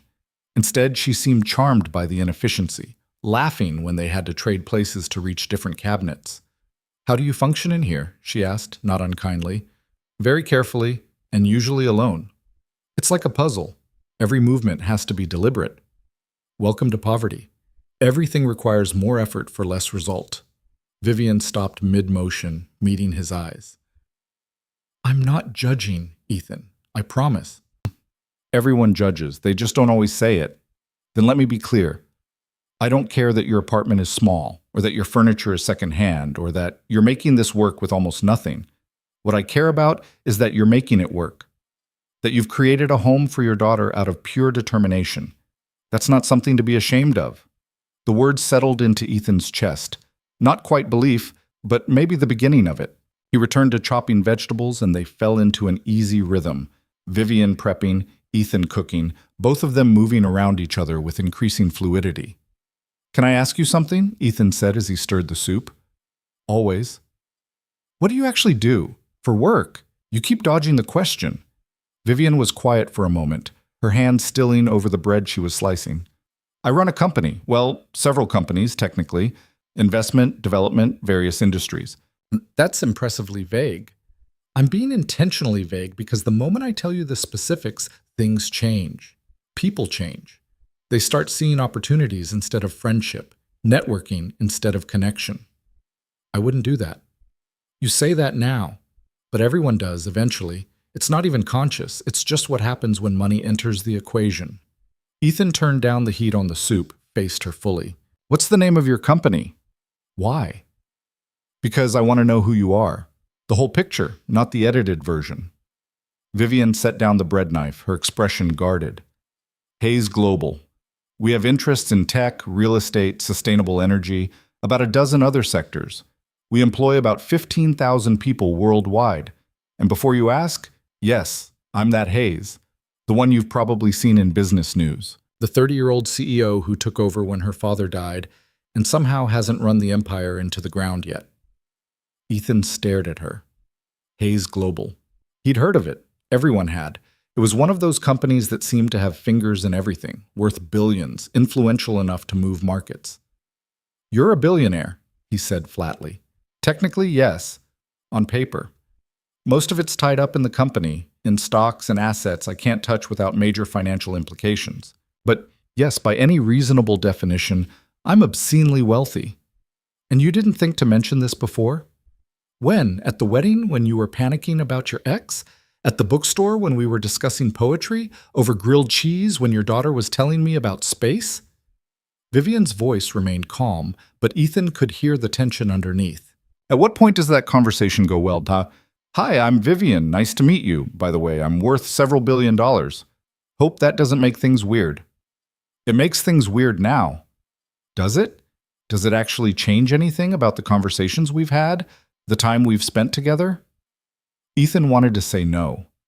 Wanted to believe that the number in her bank account was irrelevant. But he was standing in his cramped kitchen wearing a shirt he'd owned for 5 years, looking at a woman who could probably buy his entire building without noticing the expense, and the gulf between them had never felt wider. "It changes everything," he said quietly. "You know it does." "Why? Because I have money and you don't?" "That's just circumstance, Ethan. It doesn't define us." "Doesn't it? You can do anything you want. Go anywhere, buy anything, solve any problem with a check. I can barely keep the lights on. We're not living different lives. We're living on different planets. And yet, here I am, in your kitchen, in your world, because this feels more real than anything in mine." Vivian's voice cracked slightly. "Do you think I tell people about this? About wanting to spend my Saturday in a 4th-floor walk-up in Brooklyn cooking soup? They'd think I was having a breakdown. They'd schedule intervention meetings and send me to therapists. Maybe you are having a breakdown. Or maybe I'm finally seeing clearly." Vivian moved closer, and in the tiny kitchen, that meant they were nearly touching. "You asked me why I helped you at the wedding. You asked why I kept talking to you. Here's the truth. You're the first person in years who's treated me like a person instead of a portfolio, who's argued with me instead of agreeing with everything I say, who's looked at me and seen Vivian, not Hayes Global." "That's because I didn't know." "Exactly. And it was wonderful. Do you know how rare that is?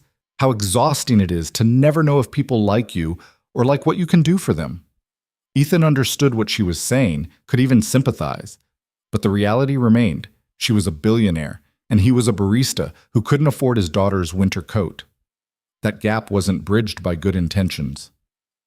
"What do you want from me?" he asked. "Really?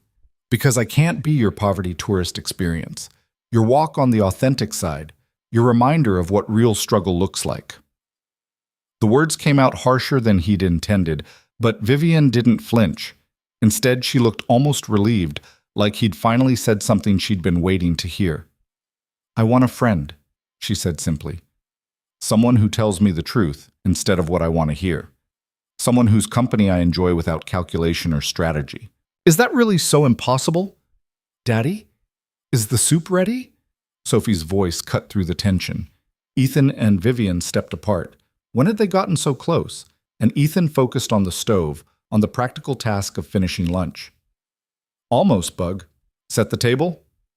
They ate at Ethan's small table, which barely fit 3 people. The soup was good, better than good, actually. The kind of simple perfection that came from quality ingredients and care. Sophie monopolized Vivian with questions about her new book, about space, about whether Vivian had ever been on an airplane and what you could see from that high up. Vivian answered everything with patience and genuine interest, but Ethan could feel the weight of their interrupted conversation hovering between them. The truth was out now.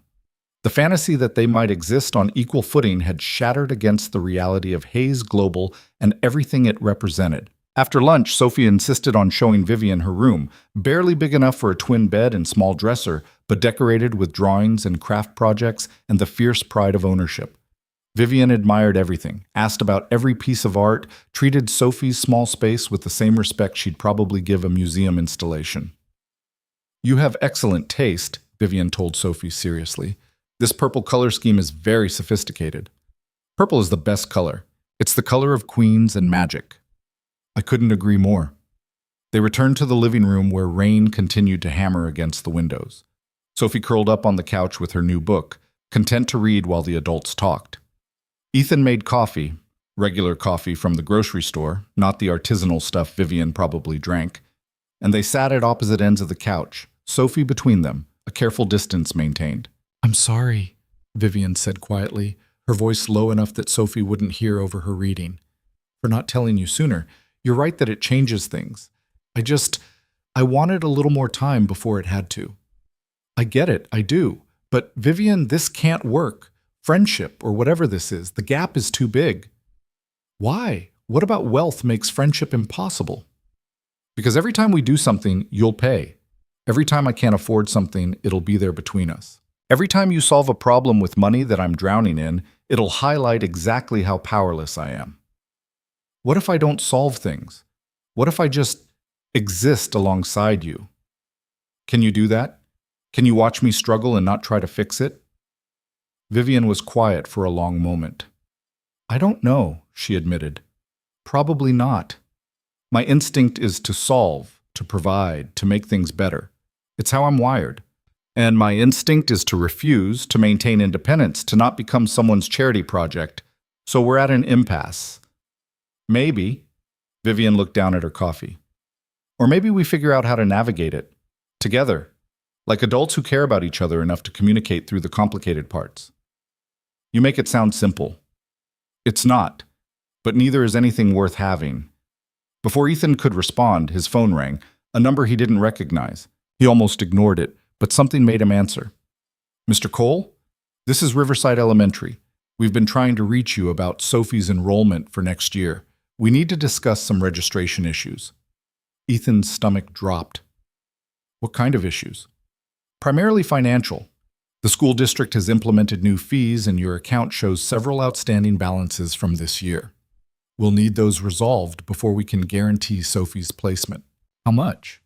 The administrator named a figure that made Ethan's vision blur. Between registration fees, lunch program balances, and activity costs, he owed nearly $800. "I'll take care of it," he heard himself say. "We'll need payment by the end of the month, or we'll have to place Sophie on the waiting list for alternative schools." Ethan thanked her, ended the call, and sat very still, trying to calculate impossible math. $800. He had maybe $200 in savings. Rent was due in 2 weeks. Sophie needed new shoes. The electric bill was already overdue. "Ethan, what's wrong?" He'd forgotten Vivian was there. He looked at her, at the concern in her eyes, and felt the full weight of their impossible situation. "Nothing, just school stuff. It's fine." It didn't sound fine. "It's handled." "Ethan, I said it's handled." The words came out sharper than intended. Sophie looked up from her book, concerned, and Ethan forced a smile.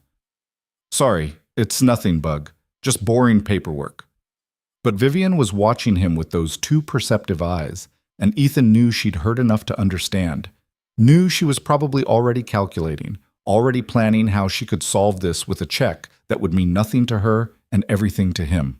The thought made him feel sick. I should go, Vivian said quietly. The rain's letting up, and I have some work to catch up on. It was an excuse, they both knew it, but Ethan was grateful for it, for the escape hatch she was offering them both.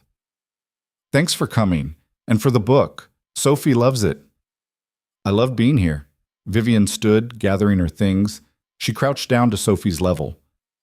Thank you for sharing your home with me, Sophie. I had a wonderful time. Will you come back? Sophie asked. If your dad says it's okay. Sophie looked at Ethan with pleading eyes. Ethan felt trapped between his daughter's hope and his own desperate need to protect both of them from inevitable heartbreak. We'll see, he said, which satisfied no one. He walked Vivian to the door.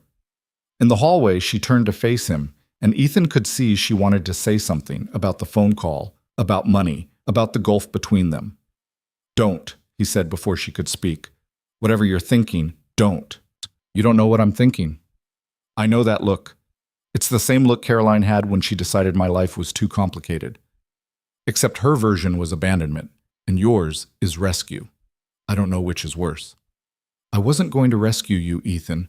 I was going to offer to listen, if you wanted to talk about it. I don't. Okay? Vivian adjusted her bag, her movements careful, controlled. But just so we're clear, I don't see you as a problem to solve. I see you as a person I care about who's dealing with challenges. There's a difference. Is there? Because from where I'm standing, it all ends the same way. You swooping in with solutions I can't provide, reminding me every day of how much I'm failing. You're not failing. You're surviving impossible circumstances with grace and love and everything you have. That's not failure. Tell that to Sophie when she gets moved to a different school because I can't pay $800. The number slipped out before Ethan could stop it. Vivian's expression flickered. Understanding, calculation, sympathy. Exactly what he'd dreaded. Ethan, don't. Please, just go. This was a mistake. What was a mistake? Today? Us talking? Or just the part where you realized I might actually want to help? All of it. We're from different worlds, Vivian. Today proved that. You should go back to yours, and I'll stay in mine, and we'll both be better off. For a moment, Vivian looked like she might argue. Then her shoulders dropped, just slightly, and Ethan saw the moment she decided to let him push her away. If that's what you want, it's what makes sense. Those aren't the same thing. Vivian held his gaze. But I'm not going to force myself into your life if you don't want me there. So yes, I'll go. But Ethan, you're wrong about one thing. I'm not better off in my world. I was starting to feel human again in yours. She turned and walked down the hallway, her footsteps echoing in the stairwell. Ethan watched her go, telling himself this was the right choice, the necessary choice. Protecting Sophie, protecting himself, protecting them both from the inevitable moment when Vivian would realize that poverty wasn't charming or noble, just exhausting and endless. He went back inside to find Sophie staring at him with accusation in her eyes. Why did you make her leave? I didn't make her leave. She had to go. You were mean. I heard your voice. Sophie, it's complicated. You always say that when you mean something you don't want to explain. Sophie clutched her new book. She was nice to us. She bought me a present. She made lunch, and you pushed her away. Bug, listen. No. You always tell me to be brave and nice, and to not be afraid of people who are different. But you just did all those things. You were scared of Vivian because she has more money than us. That's not fair. The accuracy of a 5-year-old's assessment was devastating. Ethan sat down heavily on the couch. You're right, he admitted. I was scared. I am scared. Why? Because people like Vivian don't stay in lives like ours. They visit, they feel good about helping, and then they leave. And I don't want you to get attached to someone who's going to disappear. But what if she doesn't disappear? What if she wants to stay? People don't want to stay in hard lives when they have easy ones waiting. Sophie climbed into his lap, her small arms wrapping around his neck. Daddy, I think you're wrong. I think she likes us, and I think you like her, and I think you're just scared she'll be like Mommy Caroline who left. The comparison stole Ethan's breath. That's different. Is it? Out of the mouths of babes, Ethan thought for the 3rd time that week. His daughter had seen clearly what he'd been avoiding, that he wasn't protecting her from Vivian. He was protecting himself from the risk of hoping again. He held Sophie close, breathing in her familiar scent of kid shampoo and crayon wax, and wondered if he'd just made the worst mistake of his life. That night, after Sophie was asleep, Ethan's phone buzzed with a text from Vivian. "I'm not giving up on this friendship, but I'm also not going to force it. When you're ready to figure out how to navigate the complicated parts instead of running from them, I'm here. Until then, take care of yourself and that brilliant daughter of yours." Ethan stared at the message for a long time. Then he opened his banking app, looked at the balance that made his chest tight, and tried to figure out how to make $800 materialize from thin air. The phone call from the school had been reality reasserting itself. Vivian had been a beautiful distraction. Now it was time to focus on what mattered: surviving another month, keeping Sophie in school, maintaining the fragile structure of their life. Romance, friendship, connection. Those were luxuries for people with more than $200 in savings. But as Ethan lay in bed that night, unable to sleep, he kept seeing Vivian's face when she'd said she was starting to feel human again in his world. Kept hearing Sophie's accusation that he was scared. Kept wondering if pushing away the first real connection he'd felt in years was protection or just another form of giving up.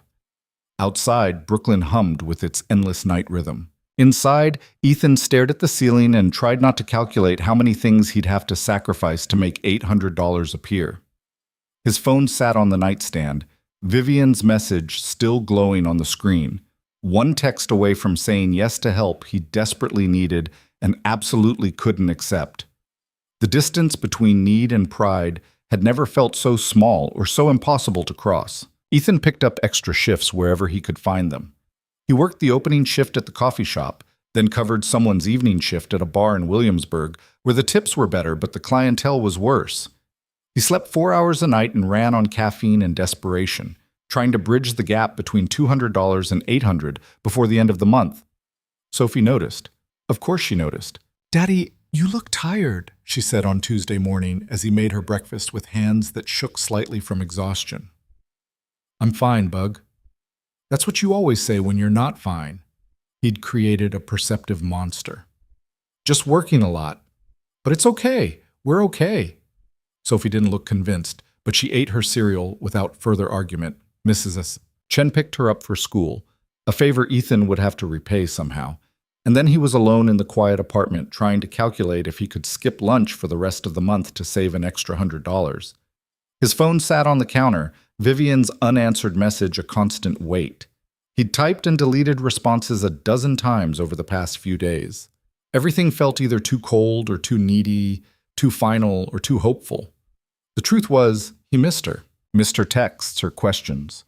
The way she listened like his thoughts actually mattered. Missed the brief window when someone had seen him as more than just a struggling single father. But missing someone wasn't enough reason to accept help that would poison whatever fragile thing existed between them. On Wednesday, his manager at the coffee shop pulled him aside during a rare, quiet moment. "Ethan, I appreciate the hustle, but you look like death. When's the last time you slept?" "I sleep." "More than 4 hours?" Ethan didn't answer. "Look, I get it. Whatever you're dealing with, I've been there.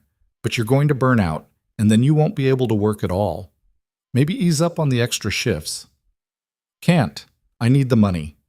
His manager, a woman named Paula, who'd hired Ethan when he was at his lowest and never asked questions, sighed. "There's no overtime pay here. You know that, right? You're killing yourself for standard hourly." "It's still money." "Barely. And not worth your health." Paula hesitated, then pulled an envelope from her apron. "Look, don't make this weird, but some of us took up a collection. For whatever you're dealing with." Ethan stared at the envelope like it might bite him. "Paula, no, I can't." "You can and you will, because we care about you and that sweet kid of yours. It's not much, maybe $200, but it's something." $200. Combined with his savings, that put him at $400, halfway there. The relief was so intense it made him dizzy. "I don't know what to say." "Say thank you and take it. We've all needed help sometime. That's what community does." Ethan took the envelope with shaking hands. "Thank you. Really. I'll pay it back." "You will not. You'll pay it forward when someone else needs it." Paula squeezed his shoulder. "Now go home. Get some sleep. You're no good to anyone running on fumes. Ethan made it home, collapsed on his couch, and slept for 3 hours before Sophie's return woke him. He felt marginally more human and $400 richer, but still 400 short. That evening, after Sophie was in bed, he finally responded to Vivian's text. "I'm sorry for pushing you away. You were right that I was scared. I still am. But Sophie misses you, and I miss talking to you. I don't know how to navigate this, but I'd like to try. If the offer still stands." He hit send before courage failed, then waited, watching the screen with the intensity of someone watching a timer count down. 3 dots appeared, disappeared, appeared again. Then, "The offer stands. It always stood. Can we talk?" Actually talk, not text. Ethan's heart hammered. "Now? If you're free." He called her and she answered on the first ring. "Hi," Vivian said, and even through the phone, Ethan could hear the smile in her voice. "Hi. I'm sorry I was an asshole." "You weren't an asshole. You were scared and protecting yourself. I understand that. Sophie said I was mean to you." Sophie's very perceptive, but she's also 5. She doesn't understand complicated adult emotions. Sometimes I think she understands them better than I do. Ethan sat on his couch, staring out at the Brooklyn night. "I don't know how to do this, Vivian. How to be friends with someone whose life is so different from mine. How to accept that you want to help without feeling like I'm taking advantage." "What if we establish some ground rules?" Vivian suggested. "Boundaries that make us both comfortable." "Like what?" "Like, I don't offer unsolicited help.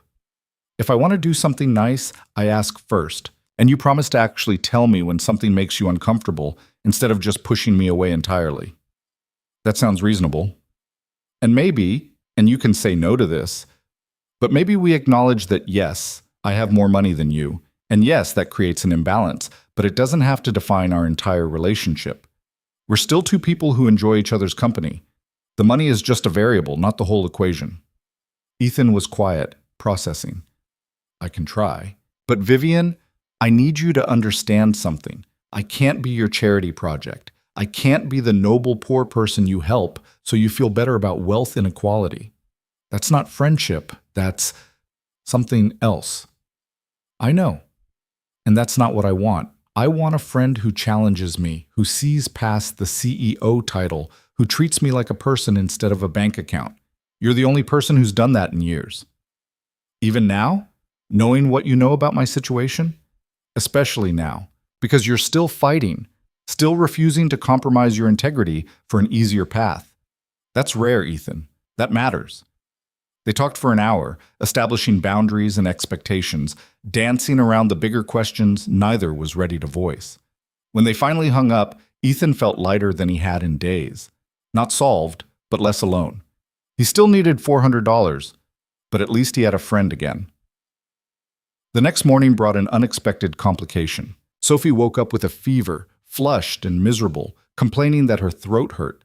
Ethan called in sick to work. There went a day's wages, and spent the morning in the pediatrician's waiting room, trying not to calculate the cost of the copay. Strep throat, antibiotics, another $40 at the pharmacy. By Friday, Sophie was improving but still too sick for school. Ethan had burned through his sick days months ago. Paula was understanding but firm. He could miss the shifts, but he wouldn't be paid for them. The math was getting worse. He was losing money faster than he could earn it, and the end-of-month deadline was approaching like a freight train. Saturday morning, with Sophie finally feeling better but still homebound, Ethan's phone rang. Unknown number. "Mr. Cole? This is Janet from Riverside Elementary, following up about the outstanding balance. We haven't received payment yet, and I wanted to remind you that we need it by next Friday to guarantee Sophie's enrollment." "I'm working on it," Ethan said, the words hollow. "I understand these things are difficult. If you need to discuss a payment plan, I'll have it by Friday." It was a lie. He had maybe $300 now, after the medical expenses. He was 2 weeks of impossible work away from enough, and he only had 1 week. After he hung up, Ethan sat at his kitchen table and let himself acknowledge the truth. He was going to fail. Sophie would get moved to a different school, further from their apartment, away from the friends she'd made, because he couldn't come up with $800. His phone sat on the table, Vivian's #1 call away from a solution. One conversation, one acceptance of help, and this problem would disappear like it had never existed. But at what cost? He was still staring at the phone when it buzzed with a text from Vivian. Random question. Is Sophie feeling better? I saw your social media was quiet and got worried. Ethan didn't have social media, which meant Vivian had been paying enough attention to notice his absence. He texted back, "Strep throat. She's improving. Thanks for asking." "That's rough. Can I drop off anything? Soup? Entertainment? Dinosaur-themed get-well cards?" Despite everything, Ethan smiled. We're okay. But thank you. The offer stands if you change your mind. He almost left it there, almost went back to his calculations and impossible math. But something in him cracked, and before he could stop himself, he typed, "Actually, there is something, but it's big, and I don't know how to ask, and I hate that I even need to." The response came immediately, "Call me." He did. "What do you need?" Vivian asked without preamble. And Ethan, pride and desperation warring in his chest, told her everything. The school fees, the deadline, the impossible gap between what he had and what he needed. He told her about working himself sick, about accepting help from coworkers, about the crushing reality that no matter how hard he tried, it wasn't enough. Vivian listened without interrupting.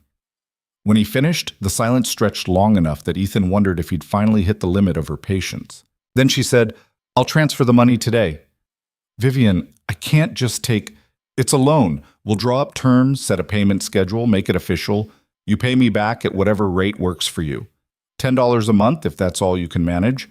I don't care about the timeline, but Sophie doesn't get punished because the world is unfair." "That's not a loan, that's charity with extra steps." "No, charity would be me saying, 'Here's the money, don't worry about it.'" "I'm saying take the money, pay me back, maintain your dignity and your daughter's education. There's a difference." Ethan's throat was tight. "Why would you do this?" "Because you need it. Because Sophie deserves stability. Because I can help without even noticing the expense. And refusing to help when I easily could would make me exactly the kind of person I don't want to be." Vivian paused. "And because you're my friend, and friends help each other. I'll pay you back. Every cent. I don't care how long it takes." "I know you will. That's why I'm offering. Now give me your information and let me solve this one thing so you can stop destroying yourself with overtime." They worked out the details. Bank information, payment schedule, terms that Ethan insisted on even as Vivian tried to wave them away. By the time they hung up, the money was transferred, and Ethan was staring at his banking app with a balance that, for the first time in months, wasn't terrifying. He should have felt relief. Instead, he felt hollow. Sophie appeared in the kitchen, still in her pajamas, dragging her stuffed rabbit. "Was that Vivian?" "Yeah, Bug." "Is she coming over?" "No, she was just helping with something." Sophie climbed into his lap, her fever-warm head resting against his chest. "Are you sad?" "Not sad, just complicated." "You're always complicated," Sophie yawned. "Can we watch a movie?" They spent the afternoon on the couch watching animated films about brave princesses and unlikely heroes. Sophie dozed against him, and Ethan tried not to think about the fact that he now owed Vivian Hayes $800 and a piece of his carefully maintained independence. That evening, after Sophie was back in bed, Vivian texted, "I know you're probably spiraling. Stop. You asked for help. I gave it. That's what friends do. It doesn't make you weak or dependent. It makes you human." Ethan stared at the message, then typed, "Thank you. I mean it. You saved us." "You would have figured it out. I just made it easier." "Still, thank you." "You're welcome. Now get some sleep. You look exhausted even through text messages." Ethan laughed despite himself. "How can you tell I look exhausted through text?" "Because I know you well enough to know you've been working yourself to death. Take a day off. Rest. The world won't end if you stop moving for 5 minutes." "Easy for you to say." "Not really.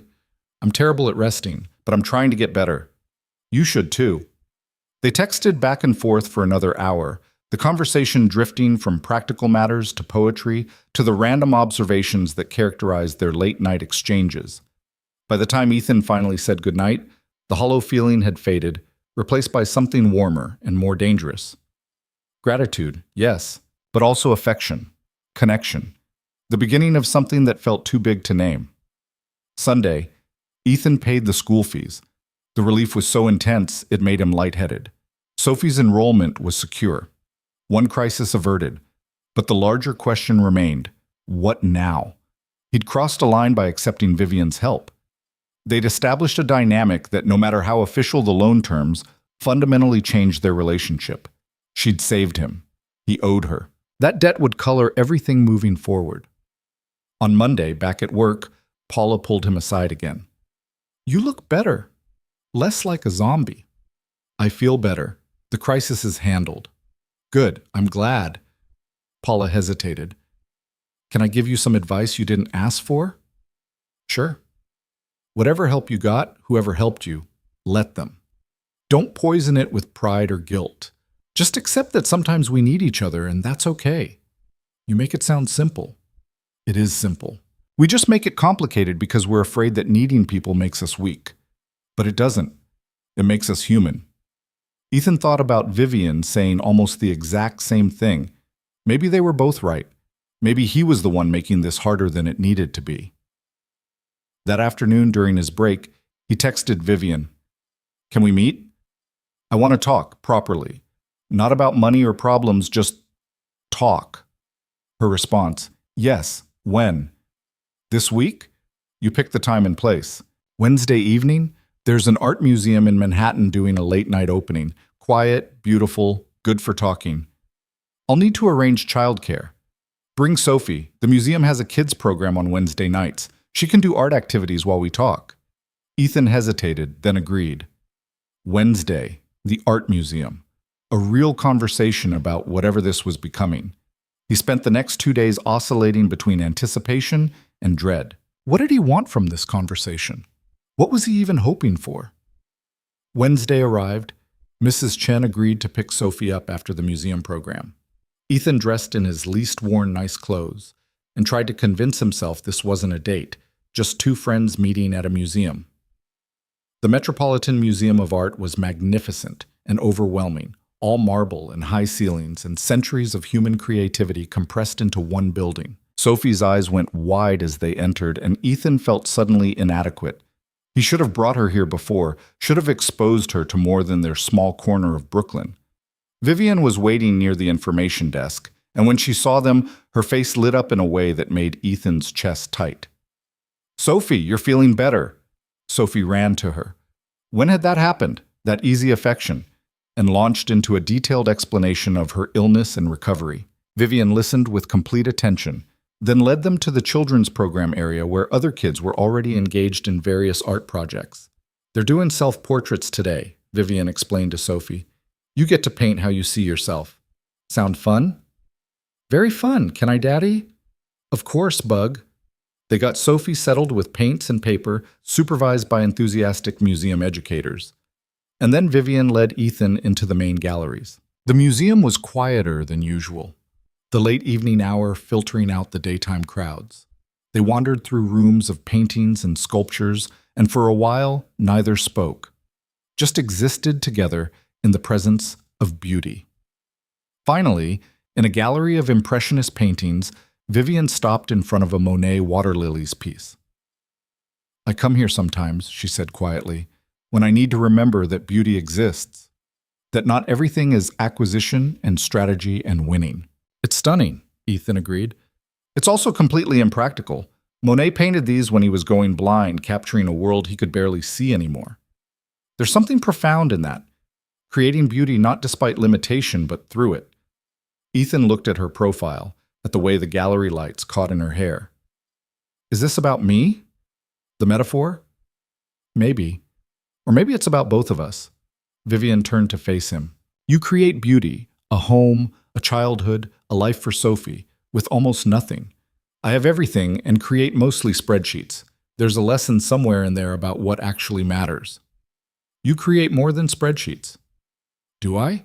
Hayes Global provides jobs, sure. Moves markets, generates wealth, but does it create actual value, beauty, meaning?" Vivian shook her head. "Most days I'm not sure." "Then why do you do it?" "Because it's what I inherited, what I'm expected to continue, and because walking away would affect thousands of employees, billions in assets, entire supply chains. You can't just quit when you're responsible for that much. That sounds exhausting. It is. Every day in ways I can't even articulate. Vivian moved to a bench in the center of the gallery. Can I be honest with you? Always. When I met you at that wedding, you were the first person in years who wanted nothing from me.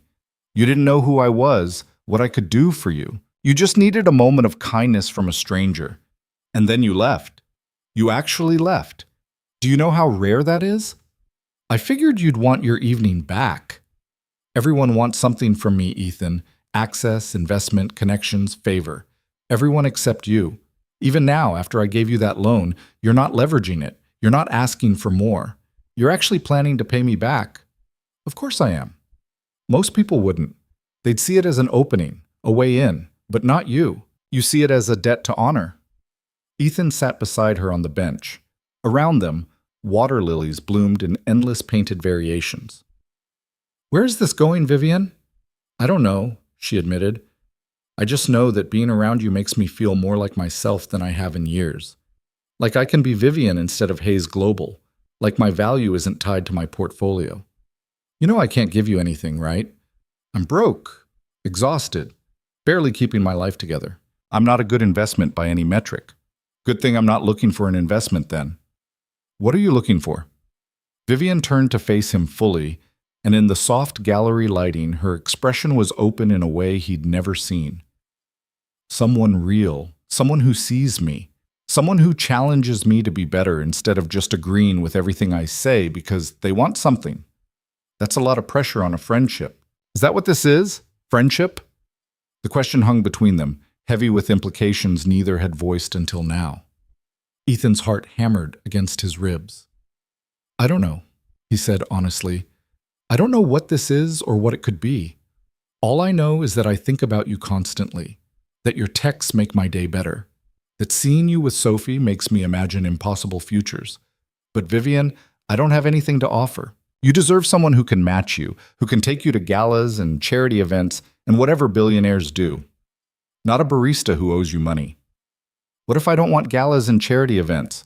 What if I want bookstores and grilled cheese and a man who reads poetry to his daughter before bed? That's a fantasy. You're romanticizing poverty. I'm not romanticizing anything. I'm telling you that the life I have, the one everyone envies, is empty. And the afternoon I spent in your cramped apartment cooking soup felt more real than anything I've experienced in months. Until reality hits, until you realize that my life is endless struggle and no amount of romance changes that. What if I want to struggle with you instead of being comfortable alone? Ethan stood, needing distance, needing to think. You don't know what you're saying. Struggle isn't noble or romantic. It's grinding and relentless, and it breaks you piece by piece. I wouldn't wish it on anyone, especially not someone who has other options. Vivian stood too, closing the distance between them. And if I'm willing to take that risk, if I'd rather build something real with you than continue floating through a life that means nothing, then I'd say you're not thinking clearly, that this is a phase, that eventually you'll wake up and realize you gave up everything for someone who can barely afford rent. Or maybe I'll wake up and realize I finally found something worth more than money. They stood there in the gallery, surrounded by painted water lilies, the tension between them thick enough to feel. Ethan wanted to believe her, wanted to think that love, because wasn't that what they were dancing around, could bridge the gap between their worlds. But he'd learned too many hard lessons about hope and disappointment. I can't do this, he said quietly. I can't be your experiment in authentic living, and I can't let Sophie get attached to someone who might leave when reality stops being charming. Pain flashed across Vivian's face. You think I'd leave? Everyone does eventually when they realize the cost of staying. I'm not Caroline. No, you're worse, because Caroline left when I had nothing. You'd be leaving after I let myself hope again, after Sophie learned to love you. The damage would be catastrophic. So instead, you're pushing me away preemptively, protecting yourself from a betrayal that hasn't happened? I'm protecting my daughter from getting her heart broken by someone who's slumming it in our world for entertainment. The words came out crueler than Ethan intended, and he watched them land like blows. Vivian's expression shuddered, all the vulnerability disappearing behind the CEO mask he'd almost forgotten she could wear. I see, she said coldly. Well, Thank you for making your position clear. I won't waste any more of your time pretending this could be something it's not. Vivian, no, you're right. This was a mistake, a phase, like you said. I should get back to my empty, meaningless life and let you get back to your noble poverty. She turned and walked away, her heels clicking sharply against the marble floor. Ethan watched her go, everything in him screaming to chase her, to take it back, to choose hope over fear. But he didn't. He stood frozen in this water lily gallery, surrounded by beauty created through blindness, and let the best thing in his life walk away because he was too terrified to believe it could last. After a few minutes, he collected Sophie from the children's program. She was proudly holding a self-portrait, herself as an astronaut, naturally. "Where's Vivian?" Sophie asked immediately. "She had to go." Without saying goodbye? "She was in a hurry." Sophie's face crumpled. "Did you fight again?" "Not a fight, just a disagreement." "It feels like a fight. It feels like you made her go away." Sophie clutched her painting. "Why do you keep doing that? Why do you keep pushing away people who like us?" Ethan didn't have an answer that would satisfy a 5-year-old, didn't have one that satisfied himself. They took the subway home in silence. Sophie stared out the window, and Ethan stared at nothing, trying to convince himself he'd made the right choice. At home, after Sophie was in bed, he sat in his dark living room and pulled out his phone. No messages from Vivian. No text saying she understood or that she'd wait for him to come to his senses. Just silence. He'd protected himself, protected Sophie, refused to be anyone's charity case or experimental relationship. He should feel relieved. Instead, he felt empty. His phone buzzed once. Hope flared embarrassingly fast. But it was just a notification about the loan repayment. The first payment was due in 2 weeks. $10, as agreed. A reminder that even in pushing her away, Vivian was still in his life. Would be for as long as it took to repay $800 at $10 a month. 6.5 years of monthly reminders of exactly what he'd thrown away. Ethan set the phone down and let himself sit in the darkness of his apartment, in the silence of choices made and regretted, in the hollow space where hope used to live. Outside, Brooklyn hummed with life. Inside, Ethan wondered if protecting yourself from pain was the same as protecting yourself from living. And he had no answer that didn't hurt. 3 weeks passed in a fog of routine and regret. Ethan worked his shifts, came home to Sophie, made the first loan payment to Vivian's account with a sense of both obligation and loss. No response came. No acknowledgement. Just a process, transaction, and silence. Sophie asked about Vivian exactly once more on a Thursday evening while they were making dinner. "Is the pretty lady ever coming back?" "I don't think so, Bug." "Because you were scared and pushed her away?" Something like that. Sophie had simply nodded, returned to stirring the pasta sauce, and never mentioned Vivian again. But Ethan caught her sometimes, staring at the constellation book with an expression too old for her face, and knew his daughter was grieving something she'd barely gotten to have. He told himself it was for the best, that the pain now was better than the devastation later, that protecting them both from inevitable disappointment was the responsible choice. He almost believed it. October bled into early November. The vacant storefront Ethan passed every day on his way to work, the one he'd imagined as his bookstore cafe, got a for lease sign with a phone number. He stared at it longer than he should have, calculating impossible numbers, before forcing himself to keep walking. Dreams were for people with safety nets. He had Sophie and rent and survival. That was enough. It had to be enough. On a gray Tuesday afternoon, during his break at the coffee shop, Paula handed him an envelope. "This came for you. Certified mail. Looks official." Ethan's stomach dropped. Certified mail meant problems, legal notices, eviction warnings, collection agencies. He opened it with shaking hands. Inside was a single document. "Loan forgiveness notice," the header read, with Hayes Global letterhead. His eyes scanned the formal language. City. "Hereby forgive the outstanding balance of $790. No further payments required. Account closed. Consider this matter resolved." Ethan read it 3 times, trying to understand. Vivian had forgiven the loan. All of it. After one $10 payment, she'd just erased it. There was a handwritten note paperclipped to the notice. "You were right. This was charity with extra steps. I should have just given you the money and respected your choice to refuse. Consider this my apology for overstepping. I hope you and Sophie are well. V. The note was polite, distant, exactly the kind of professional courtesy you'd expect from a billionaire CEO handling an awkward situation. Nothing like the warm, engaged woman who'd texted him about poetry and listened to his dreams like they mattered. Ethan's hands trembled as he folded the papers. She'd let him go. Cleanly, completely, with grace he didn't deserve. He should feel relieved, free of debt, free of obligation, free to rebuild his walls and continue surviving. Instead, he felt like he'd lost something irreplaceable. Bad news? Paula asked, seeing his face. I don't know, maybe the opposite. You look like someone just kicked your dog. Ethan laughed, but it came out hollow. Someone just gave me exactly what I said I wanted. Turns out I'm an idiot who doesn't know what he wants.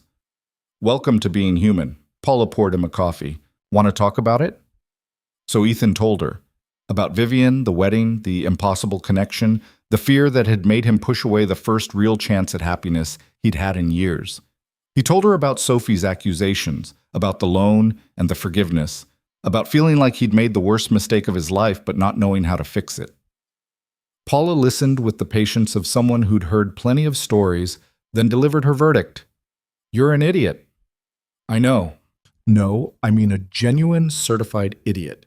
This woman clearly cares about you. She respected your boundaries, helped without making you feel small, enjoyed your daughter's company, and you pushed her away because… what? She has money and you don't? It's more complicated than that. Is it? Because from here, it sounds like you're so terrified of being hurt that you hurt yourself first. That's not protection. That's just cowardice dressed up as pride. The words stung because they were true. Ethan stared into his coffee. Even if you're right, it's too late. I said terrible things, called her slumming it, accused her of using us for entertainment. She's moved on. Has she? Because forgiving a loan she could have held over your head for years doesn't sound like someone who's moved on. It sounds like someone making sure you're free of obligation, so whatever happens next is your choice, not your debt. That's reading a lot into a legal document. Or you're reading too little because you're scared to hope. Paula squeezed his shoulder. Look, I don't know this woman, but I know you, and I know you've been miserable for weeks. Whatever you're protecting yourself from can't be worse than this. Ethan went home that evening with the loan forgiveness letter burning in his pocket. Sophie was at Mrs. Chen's, giving him rare solitude. He sat in his quiet apartment, pulled out his phone, and stared at Vivian's contact information. What would he even say? Sorry for being a coward? Sorry for accusing you of the worst possible motives? Sorry for throwing away something beautiful because I was too damaged to believe it could last? All of it was true. None of it felt like enough. His phone rang, startling him. Unknown number. Hello? Mr. Cole? This is David Chen from Brooklyn Community Fund. I'm calling about the commercial property at 847 Prospect Avenue. The vacant storefront. Ethan's heart hammered. What about it? We've received an application on your behalf for a small business development grant. The application is quite detailed. Business plan, community impact assessment, financial projections. Very impressive work. I didn't submit any application. Well, someone did, using your information and proposal details. Normally we'd flag that as irregular, but the application came with a matching funds commitment from a private investor, which puts you in a priority category. Papers rustled. Are you saying you're not interested in opening a bookstore cafe? Ethan's mind raced. Matching funds. Private investor. Who's the investor? The commitment came from Hayes Global, with a note that they're interested in supporting community-focused small businesses in Brooklyn. They're willing to match whatever grant funding we provide, up to $100,000. Vivian. Of course it was Vivian. Mr. Cole, are you still there? I'm here. I need to make a call. Can I contact you tomorrow? Of course, but I should mention the grant committee meets Friday. If you're interested, we'd need your confirmation and some additional documentation by Thursday afternoon. 2 days. Ethan had 2 days to decide if he was brave enough to accept help he desperately needed from a woman he'd cruelly rejected. He thanked David Chen, ended the call, and immediately dialed Vivian's number. It rang 4 times before going to voicemail. Her recorded voice, professional and distant, invited him to leave a message. Vivian, it's Ethan. I just got a call about a grant application and a loan forgiveness notice. And I need to talk to you, please. I know I have no right to ask, but please call me back. He waited. An hour passed. 2. Nothing. He texted, I'm sorry for everything. Please let me explain. The message showed as delivered but not read. Sophie came home full of stories about her day. Ethan made dinner, helped with homework, read bedtime stories, all while his phone sat silent on the counter. At 10 p.m., when Sophie was long asleep and Ethan had given up hope, his phone finally buzzed. I don't know what you want me to say, Ethan. Vivian's voice was carefully neutral, giving nothing away. I want to say I'm sorry. I want to explain why I was such an asshole. I need you to know that pushing you away is the biggest regret of my life. You made your position very clear at the museum. I was slumming it, using you for entertainment. You didn't trust me not to leave. I was scared, terrified actually, of needing you, of Sophie loving you, of building something real and then watching it crumble when reality stopped being romantic. So you crumbled it yourself instead. Very efficient. Vivian, please. What do you want, Ethan? Really? Because I can't keep doing this. I can't keep putting myself out there only to have you push me away every time things get real.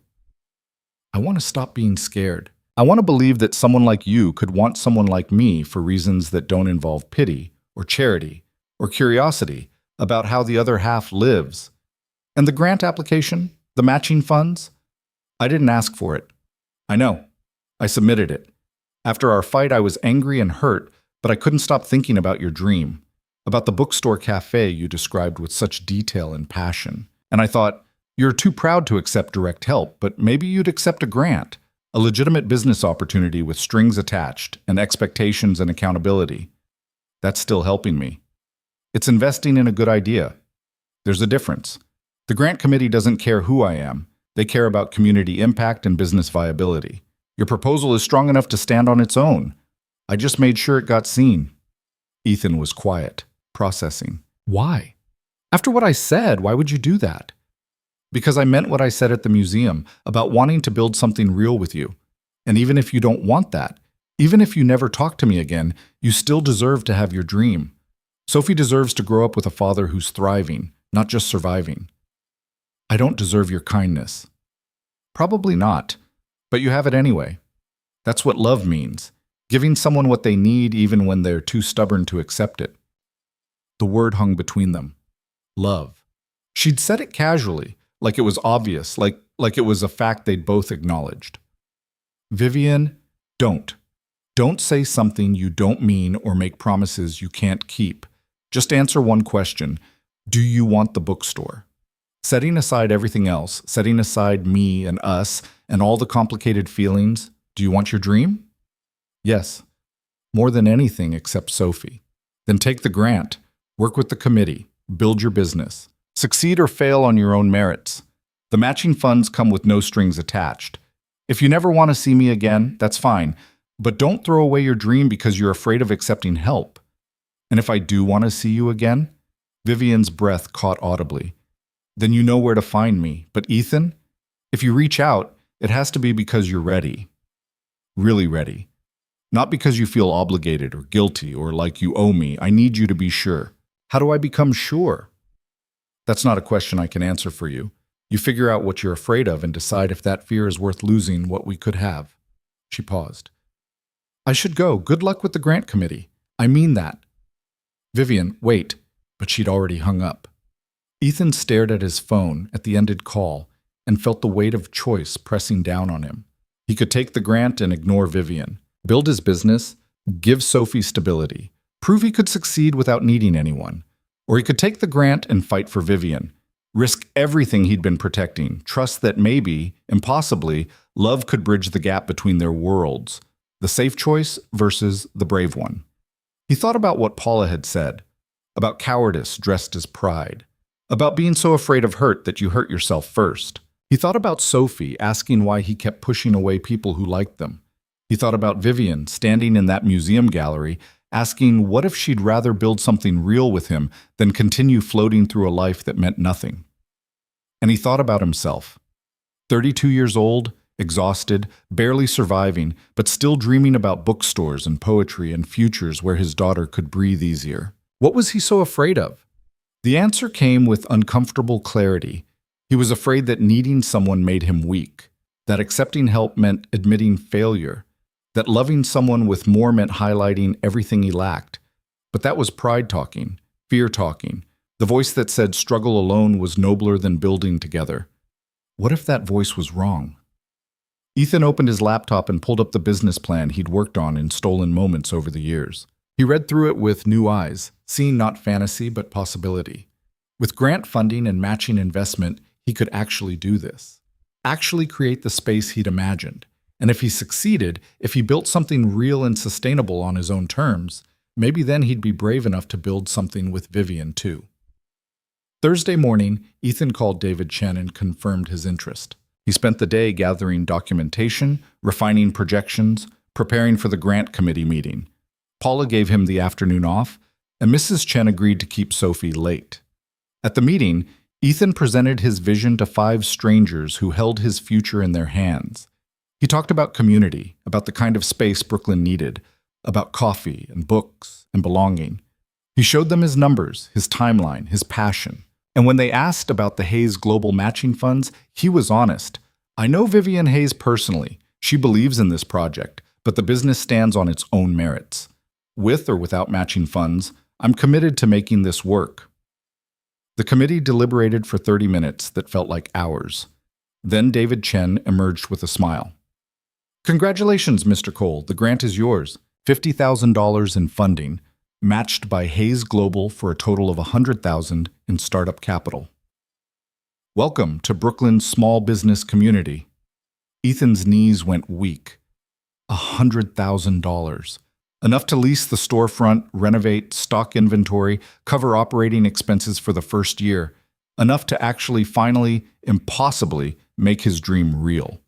He called Paula first, then Mrs. Chen. Then he stood on a Brooklyn street corner in the November cold and realized he wanted to call Vivian more than anyone, wanted to share this moment with the person who'd made it possible.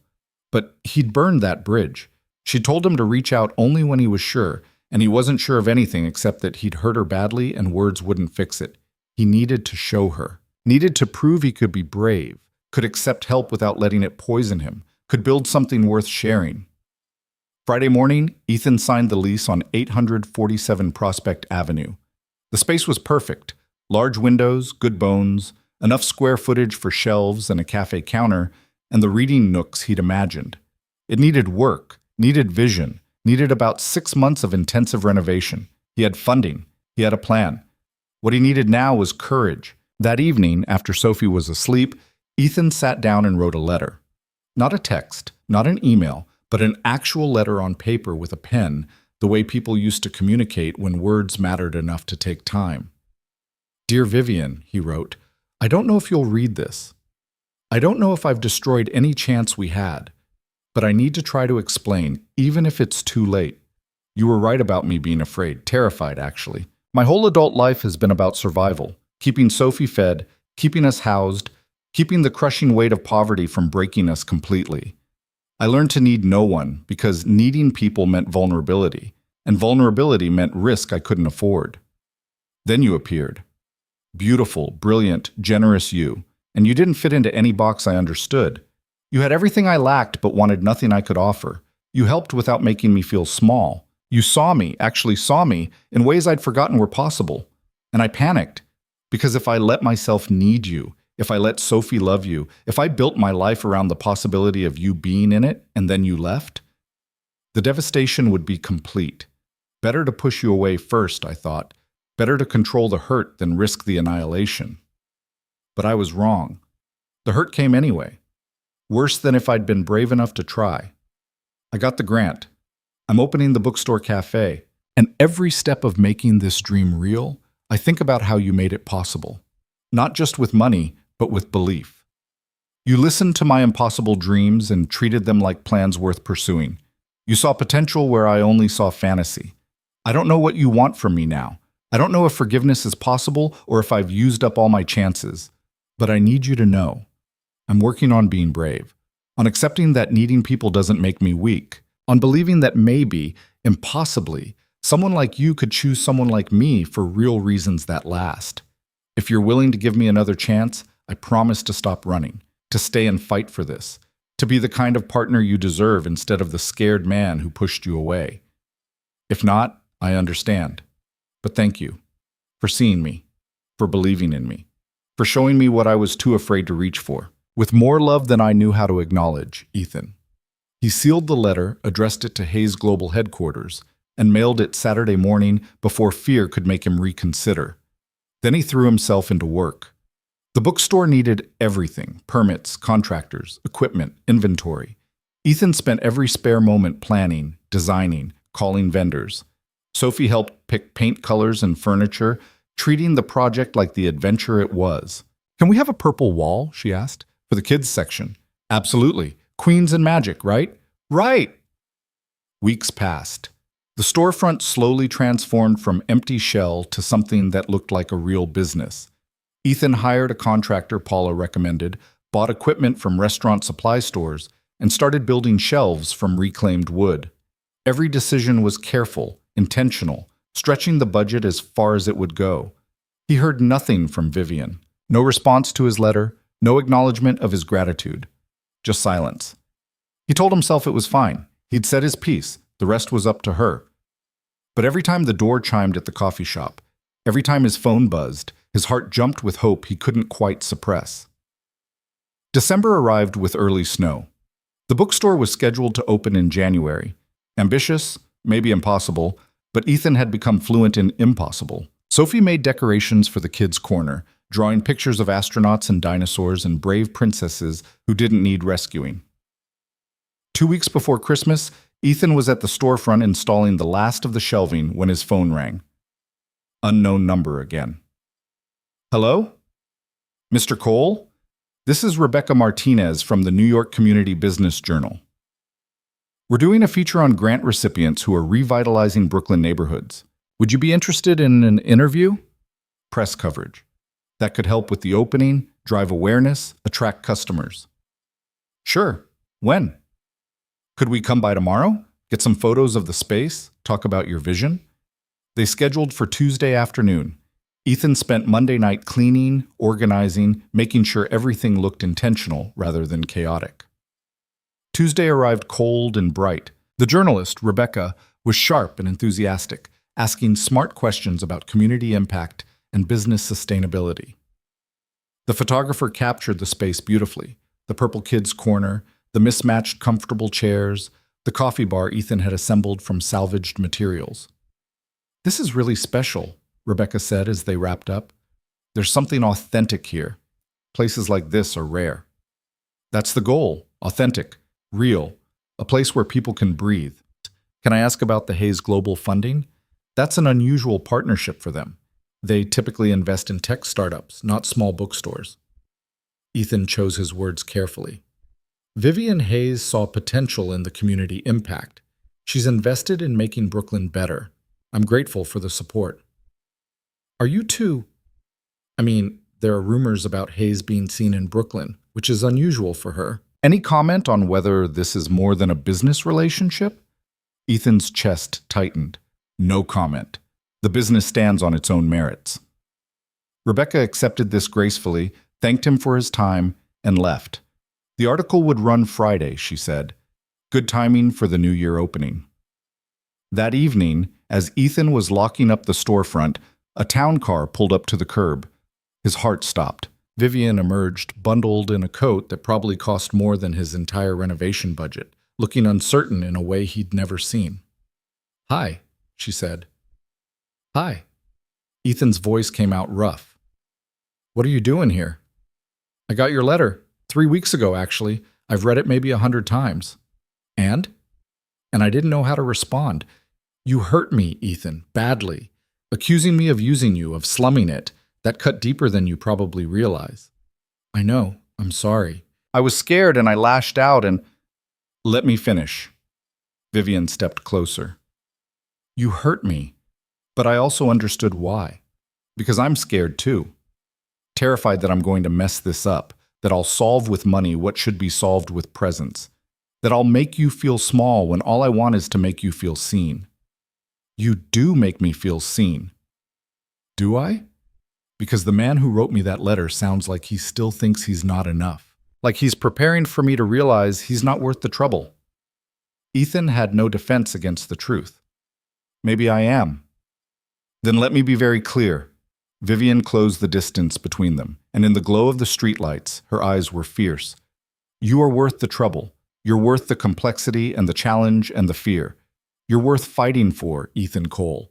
And I'm tired of you not believing it. Vivian, I'm not finished. I love you. I'm in love with you. Not with the idea of you, not with some romanticized version of authentic poverty, but with you. The real, complicated, stubborn, brilliant you. The man who reads poetry to his daughter and works impossible hours and dreams big despite every reason not to. That's who I want. Not in spite of the challenges, but including them, with them, through them. The words landed like absolution, like permission to hope. I love you too, Ethan said, and saying it felt like breaking free of something that had been choking him. I've loved you since the bookstore. Maybe since the wedding. I was just too scared to admit it. And now? Now I'm still scared, but I'm more scared of losing you than I am of trying. Vivian smiled, and it transformed her entire face. That's the bravest thing you've ever said to me. I'm working on brave. It's new territory. How's that going? Better now. They stood there on the Brooklyn sidewalk, the December cold biting through their coats, neither willing to close the final distance. Finally, Vivian laughed. Are we really going to do this? Build something together despite the impossible complications? I think we already started. At a wedding. With a desperate embrace and a stranger willing to play along. Best decision I ever made. Second best, Ethan corrected. The best is whatever decision brings you here now. Vivian stepped into his space, her hands finding his. Show me your bookstore. I want to see what we built. What you built. The grant, the funding. What we built, Vivian insisted. I provided capital. You provided vision. That's partnership, Ethan. That's what this is going to be if we're doing it right. Not me rescuing you, not you proving yourself alone. Us, building together. Ethan unlocked the door and led her inside. The space was still unfinished, books waiting to be shelved, final touches needed everywhere, but the bones were there. The dream made tangible. Vivian walked through slowly, taking in every detail. The Purple Kids corner with Sophie's drawings, the coffee bar with its salvaged wood counter, the reading nooks with mismatched comfortable chairs, the poetry section front and center, instead of hidden in the back like most stores. It's perfect, she said finally. It's exactly what you described that day in Prospect Books. You made it real. We made it real. I couldn't have done this without you. You would have found a way. Maybe slower, maybe harder, but you would have gotten here. That's who you are. Ethan pulled her close, and she came easily, fitting against him like she'd been designed for that exact space. I'm sorry I wasted so much time being afraid. I'm sorry I didn't fight harder, didn't push back when you tried to push me away. You respected my boundaries. That's not something to apologize for. Even when your boundaries were built on fear instead of truth, especially then. You let me figure it out. Let me come to you instead of forcing your way in. That's how you love someone, I think. Giving them space to be ready. Vivian looked up at him, her hazel eyes bright. Are you ready now? To love you? Yes. To build a life with you? Yes. To figure out how to navigate two very different worlds? I'm willing to try. That's all I need, willingness. We'll figure out the rest as we go. They kissed then, finally, and it felt like coming home and starting an adventure simultaneously. Like all the fear and pushing away and impossible distance collapsing into this single moment of choosing each other, despite everything. When they finally broke apart, Vivian was smiling. Can I make one request? Anything. Let me help sometimes. Not fix everything, not solve all your problems, but help. Partner with you. Let me be useful instead of decorative. You've never been decorative. You know what I mean. I want to work the coffee bar sometimes, shelve books, host reading events. I want to be part of this, not just a checkbook in the background. The request was so earnest, so vulnerable that Ethan had to kiss her again.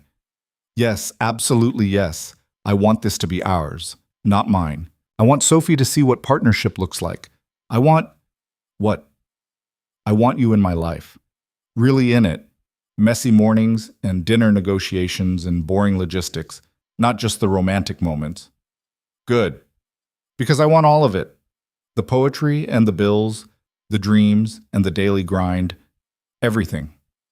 They stood there in the unfinished bookstore, wrapped in each other, and for the first time in longer than Ethan could remember, the future felt like possibility instead of threat. His phone buzzed. Sophie, texting from Mrs. Chen's. Did you call the pretty lady yet? Miss Rosa says you have to tell people how you feel or they don't know. Ethan showed Vivian the message, and she laughed. Your daughter is very wise. She's been rooting for you since the beginning. She's going to lose her mind when I tell her. Can we tell her together? Tomorrow?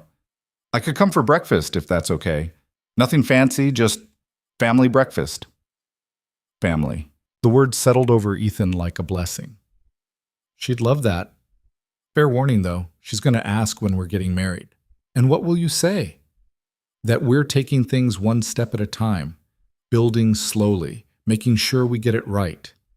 Vivian's smile turned mischievous. What if I don't want to go slowly? What if I need to? What if I need time to believe this is real before we make it permanent? Then we go at your pace. I'm not going anywhere, Ethan. I'm here for the long term, however that unfolds. They locked up the bookstore together and walked through Brooklyn, hands intertwined, planning breakfast menus and opening day strategies and futures that felt suddenly, impossibly reachable. At Ethan's building, Vivian hesitated. I should go. Let you rest. Big day tomorrow. Stay, Ethan said, then caught himself. If you want. If it's not too fast or presumptuous, I don't want to say goodbye yet. I'd love to stay. But Ethan? I should probably mention, I don't have any clothes here, or a toothbrush, or any of the normal overnight things. I have a t-shirt you can borrow, and an extra toothbrush, and the knowledge that we're both adults who can handle the implications of sharing a space without overthinking it. Vivian grinned. When did you get so confident? About 30 seconds ago. I'm faking it. Fake it well. They climbed the 4 flights to his apartment, and Ethan felt the familiar embarrassment about the cramped space, the worn furniture, the evident poverty. But Vivian had seen it all before, had called it lovely, and meant it. Inside, she kicked off her expensive shoes and immediately looked more comfortable. Can I see the new pictures Sophie drew? They spent an hour looking at Sophie's artwork, making tea, talking about nothing and everything. Vivian borrowed one of Ethan's threadbare NYU t-shirts and looked more beautiful in it than she had in her designer clothes. They fell asleep on his couch, watching old movies, wrapped in a blanket that had seen better days. When Ethan woke near midnight, Vivian was still there, her head on his shoulder, her breathing even and peaceful. He allowed himself to believe it, that this brilliant, complicated woman had chosen him, had chosen them. That love could bridge impossible gaps if you were brave enough to try. Morning came with Sophie's delighted shriek of Vivian, followed by approximately 800 questions about whether she was staying forever, and could they make pancakes, and did this mean Ethan had stopped being scared? Yes to pancakes, Vivian answered, laughing. The rest we're figuring out. They made breakfast together in the tiny kitchen, bumping into each other and laughing about it. Sophie monopolized Vivian with details about school and friends, and the new book about black holes she was reading. Ethan watched his daughter and the woman he loved interact with easy affection and felt something tight in his chest finally loosen. After breakfast, they walked to the bookstore together, all 3 of them bundled against the December cold. Sophie ran ahead, pointing out decorations and asking if they could have a Christmas party in the new space. Absolutely, Ethan said. Soft opening before the official one. Friends and neighbors. Can I invite Ms. Rosa and Mrs. Chen and my whole class? If they all fit, yes. Inside the bookstore, Sophie immediately claimed the Purple Kids Corner as her domain, arranging books and stuffed animals with serious concentration. Vivian helped Ethan finish shelving the poetry section, creating the organization by feeling he'd envisioned. Books about longing here, she said, understanding immediately. Hope over there. Survival in the middle. You get it. I get you. That's better. The day passed in productive chaos. By evening, the bookstore looked nearly ready. Sophie had fallen asleep in a beanbag chair, clutching a book about Mars exploration. Vivian and Ethan stood at the window, looking out at Brooklyn. You did it, Vivian said quietly. Built your dream from nothing. From something. From community support and grant funding and your belief. From Sophie's constant encouragement and my stubborn refusal to give up. It wasn't from nothing. Fine. You built your dream from determination and partnership and love. Better? Much better. Vivian leaned against him. What's next? After the opening? Keep building. Make this place sustainable and real.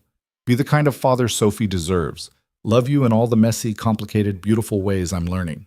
That sounds perfect. What about you? What's next for Vivian Hayes, billionaire CEO? Restructure my life to include more than work. Spend more time in Brooklyn. Figure out how to be useful instead of just wealthy. Love you back in all the ways you'll let me. She paused. Maybe scale back at Hayes Global. Promote some executives who want my job more than I do. Actually live instead of just existing. Your board would lose their minds. Let them. I'm tired of performing. I want real. Ethan kissed the top of her head. You make it sound simple. It is simple. We just convince ourselves it's complicated because we're afraid simple isn't enough. They woke Sophie gently and walked home through Brooklyn, the three of them together, and Ethan marveled at how quickly his life had transformed. 2 months ago, he'd grabbed a stranger at a wedding out of desperation.